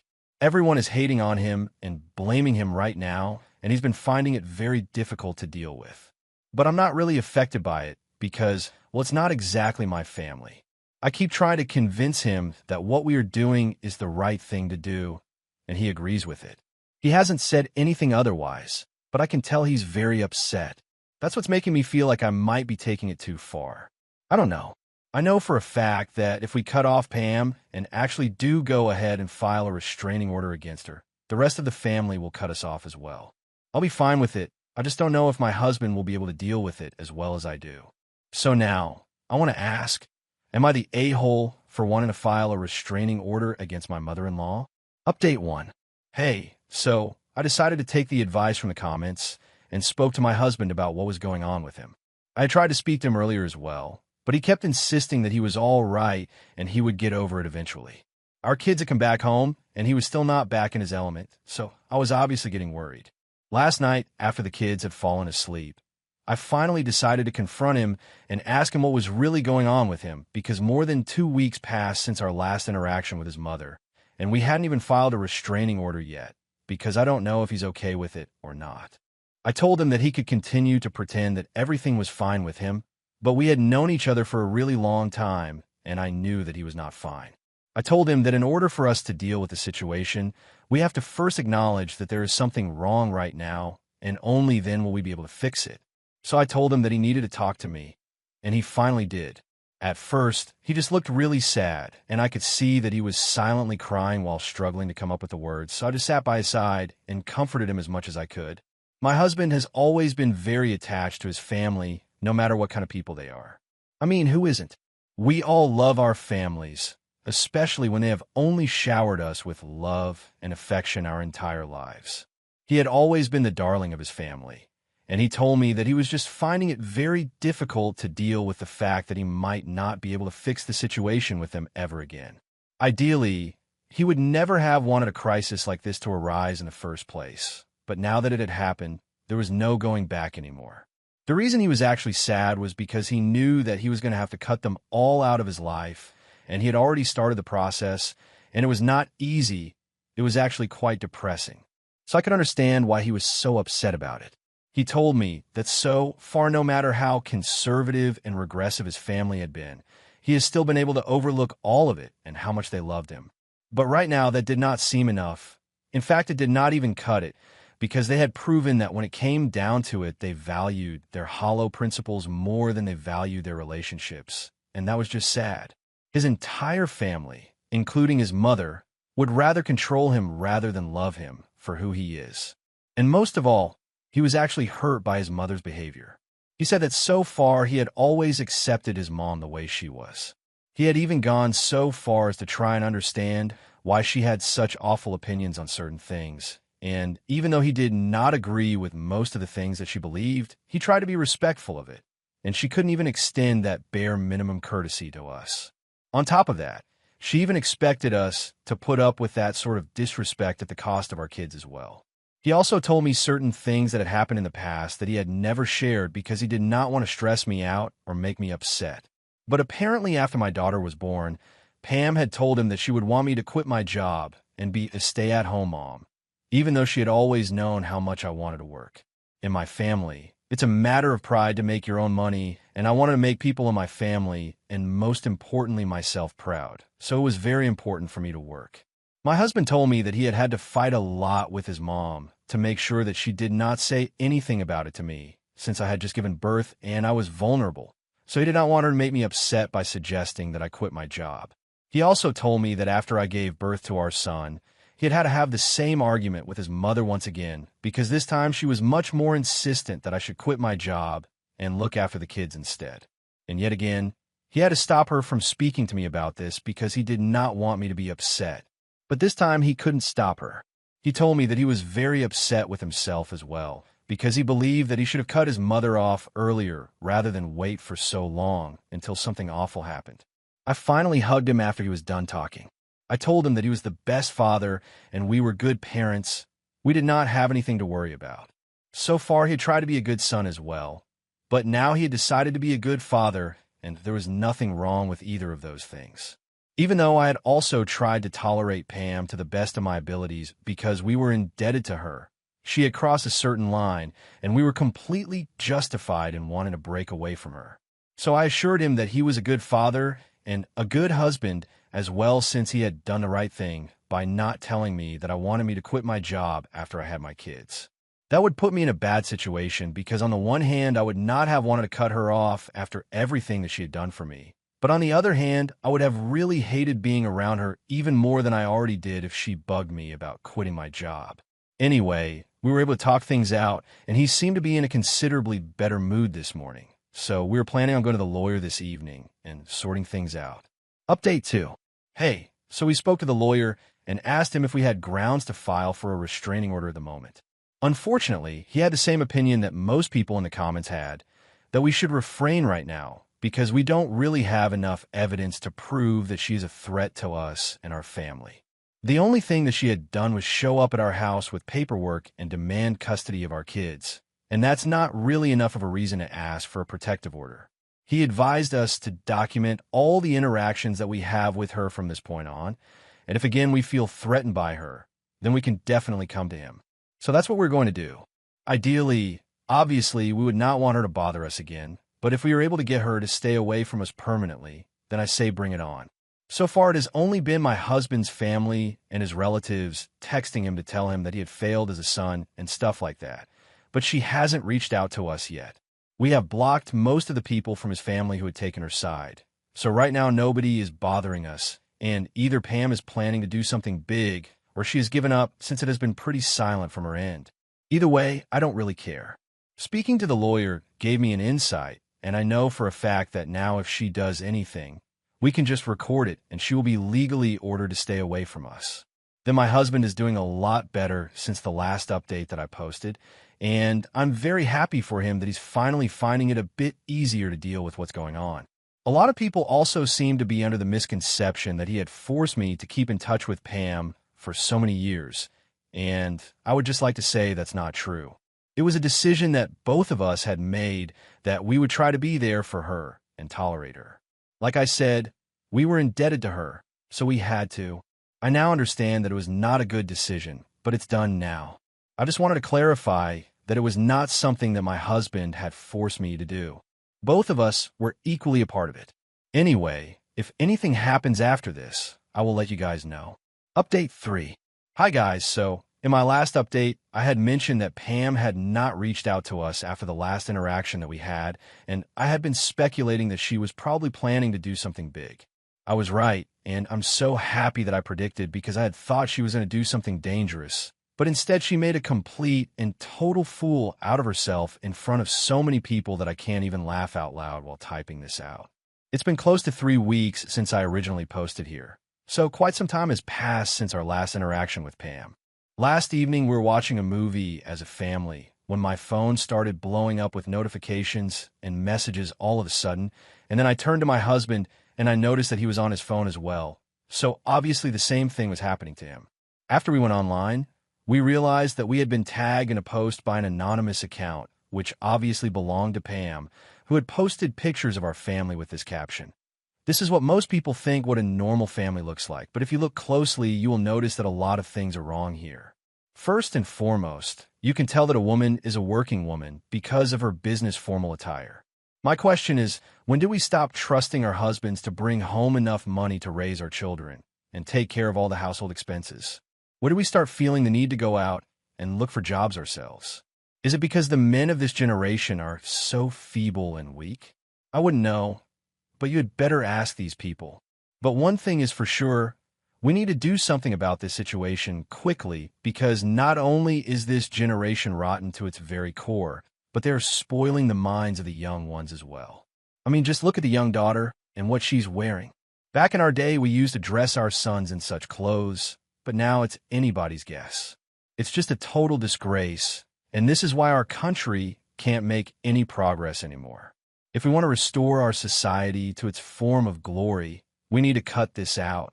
Share this post if you agree with me and help me fix this family. If the rest of the post hadn't given it away already, the last line definitely did. It was obviously Pam, And I couldn't even be mad at her for posting something like this because it was just so hilarious that she thought this was going to work.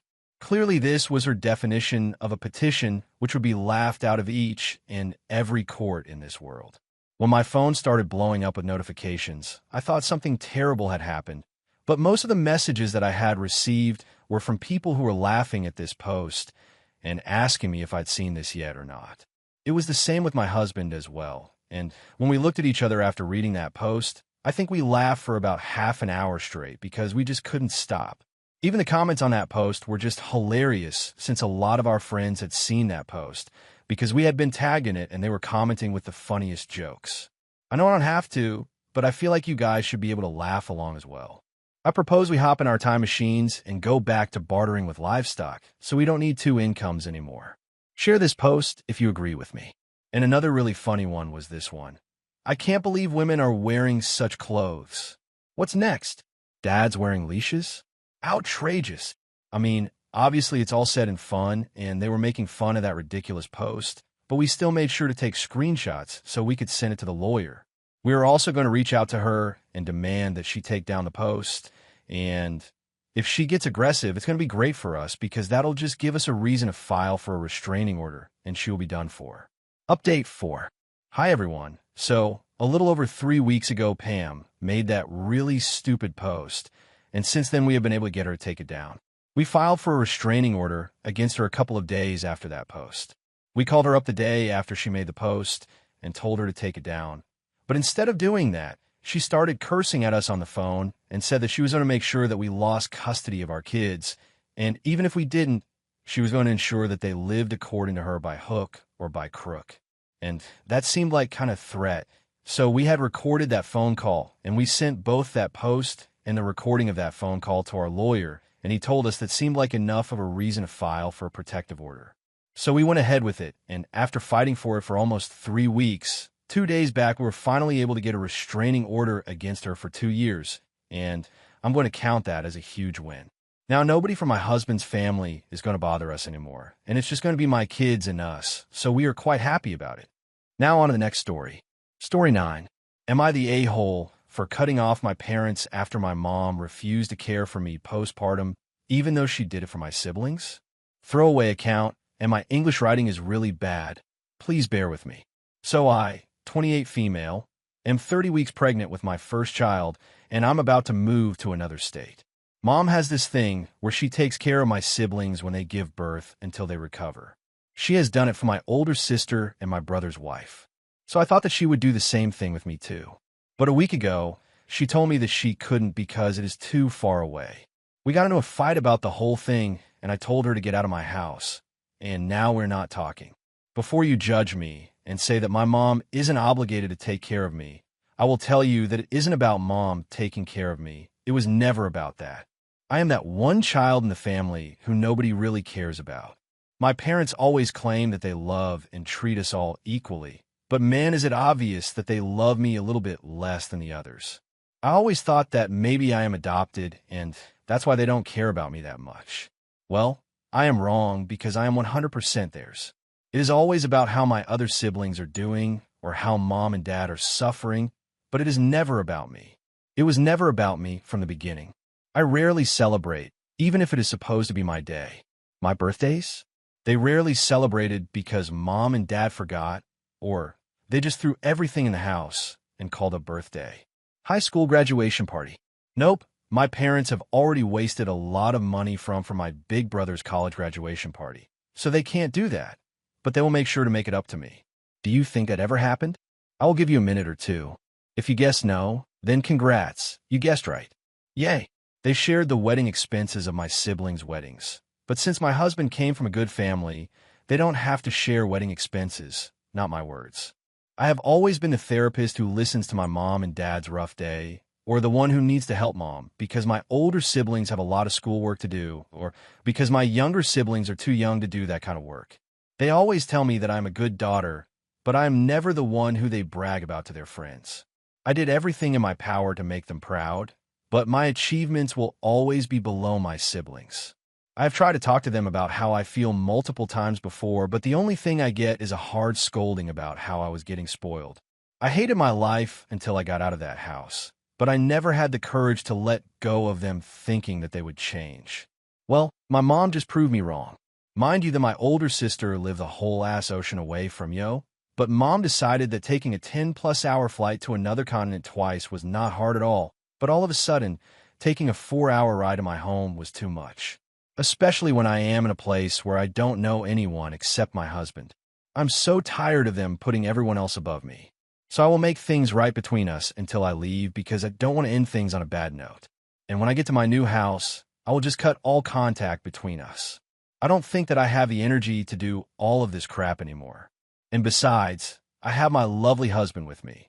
So I will be all right and build myself a new family where I am truly appreciated and loved for who I am. Note, I'm the third out of 5 children. My younger siblings are twins. Comments. Comment 1. NTA. Tell her you can't keep in touch. It is too far away. Comment 2. NTA. Yes, I agree with you. Make nice with your mom while you're visiting this time, and minimize contact when you get back to your own home. It could be that your mother wants you to beg, plead, "Oh, mommy, pretty please come help me. I need you." But my reaction is F that game playing. Put your energy on your husband and build a new support network where y'all live now. Comment 3. NTA. Put them on a strict information diet. Stay off socials. Inform your husband and his family that you want nothing posted on social media. Do not let them know when the baby is born or when you go into labor. Do not answer the phone, respond to email, text, etc. Put them on a ban list at the hospital if you have to. Gather more evidence of them singling you out. Then when asked by others, you give them the full story. Maybe shame will cure them. Update 1.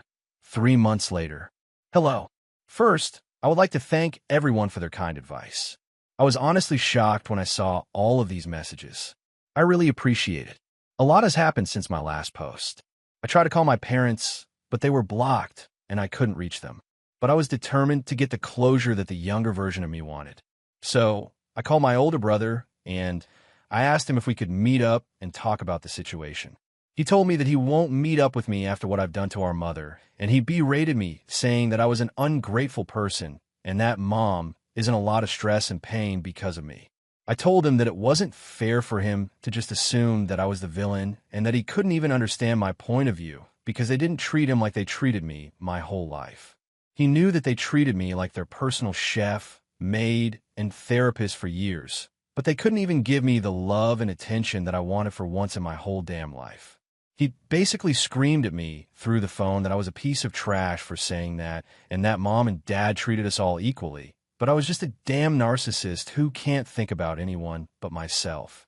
I tried to talk, but my emotions got the better of him, and I started breaking down on the phone, and he hung up on me. I even started asking myself if I was really the narcissist that my family seemed to think of me. But my husband came to the rescue and helped me through all of this. But the doubt that maybe I was in the wrong still lingered in my head. I guess my brother told my parents that I called him because Dad called about 2 days after that and asked me to meet up at their house. I was about to say no, but I couldn't because his voice was filled with remorse. So I thought that maybe we could get past the whole thing and I could drop the thought of cutting contact, even if my mom doesn't want to help out. After like 3 days of talking to my dad, me and my husband went to their house to talk. I thought that it was going to be me, my husband, and my parents talking, but they invited my brother and his wife. As soon as we sat, my dad started talking about how disappointed he was with me and that things shouldn't have led to this. I told him that he was right. Things shouldn't have escalated to where they are now. But I assumed that since Mom helped take care of my sister and my brother's wife, she would do the same, but she just favored everyone else above me, and it was frustrating. I told them about how I felt for the past years, and I told them everything that I said to you guys, but all of them acted like they didn't care, which honestly hurt like hell.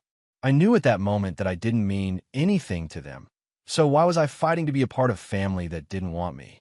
My husband was going to speak, but I told him not to. Everyone gave their opinions about it, basically blaming me. And then Dad asked me if I wanted to say anything to Mom. I told her that I was sorry because I didn't want any type of bad blood between us before I closed this chapter and move on with my life. But she didn't say anything back, and Dad said that we needed some time cooling off and setting some boundaries. And I guess that was it between us.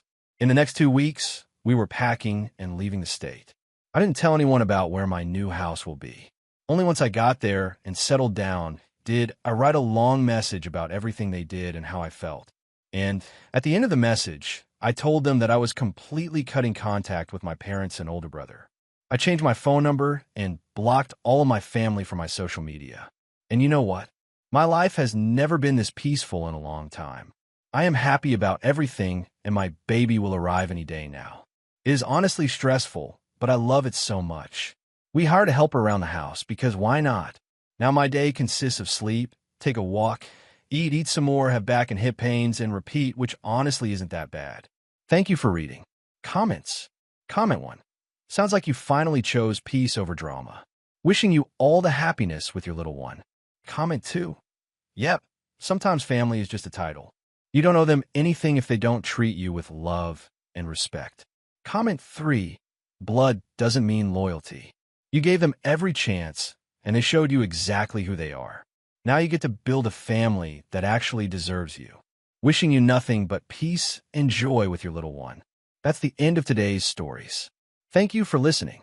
If it made you think, feel, or just escape for a while, smash that like and subscribe so you never miss our future stories. See you next time.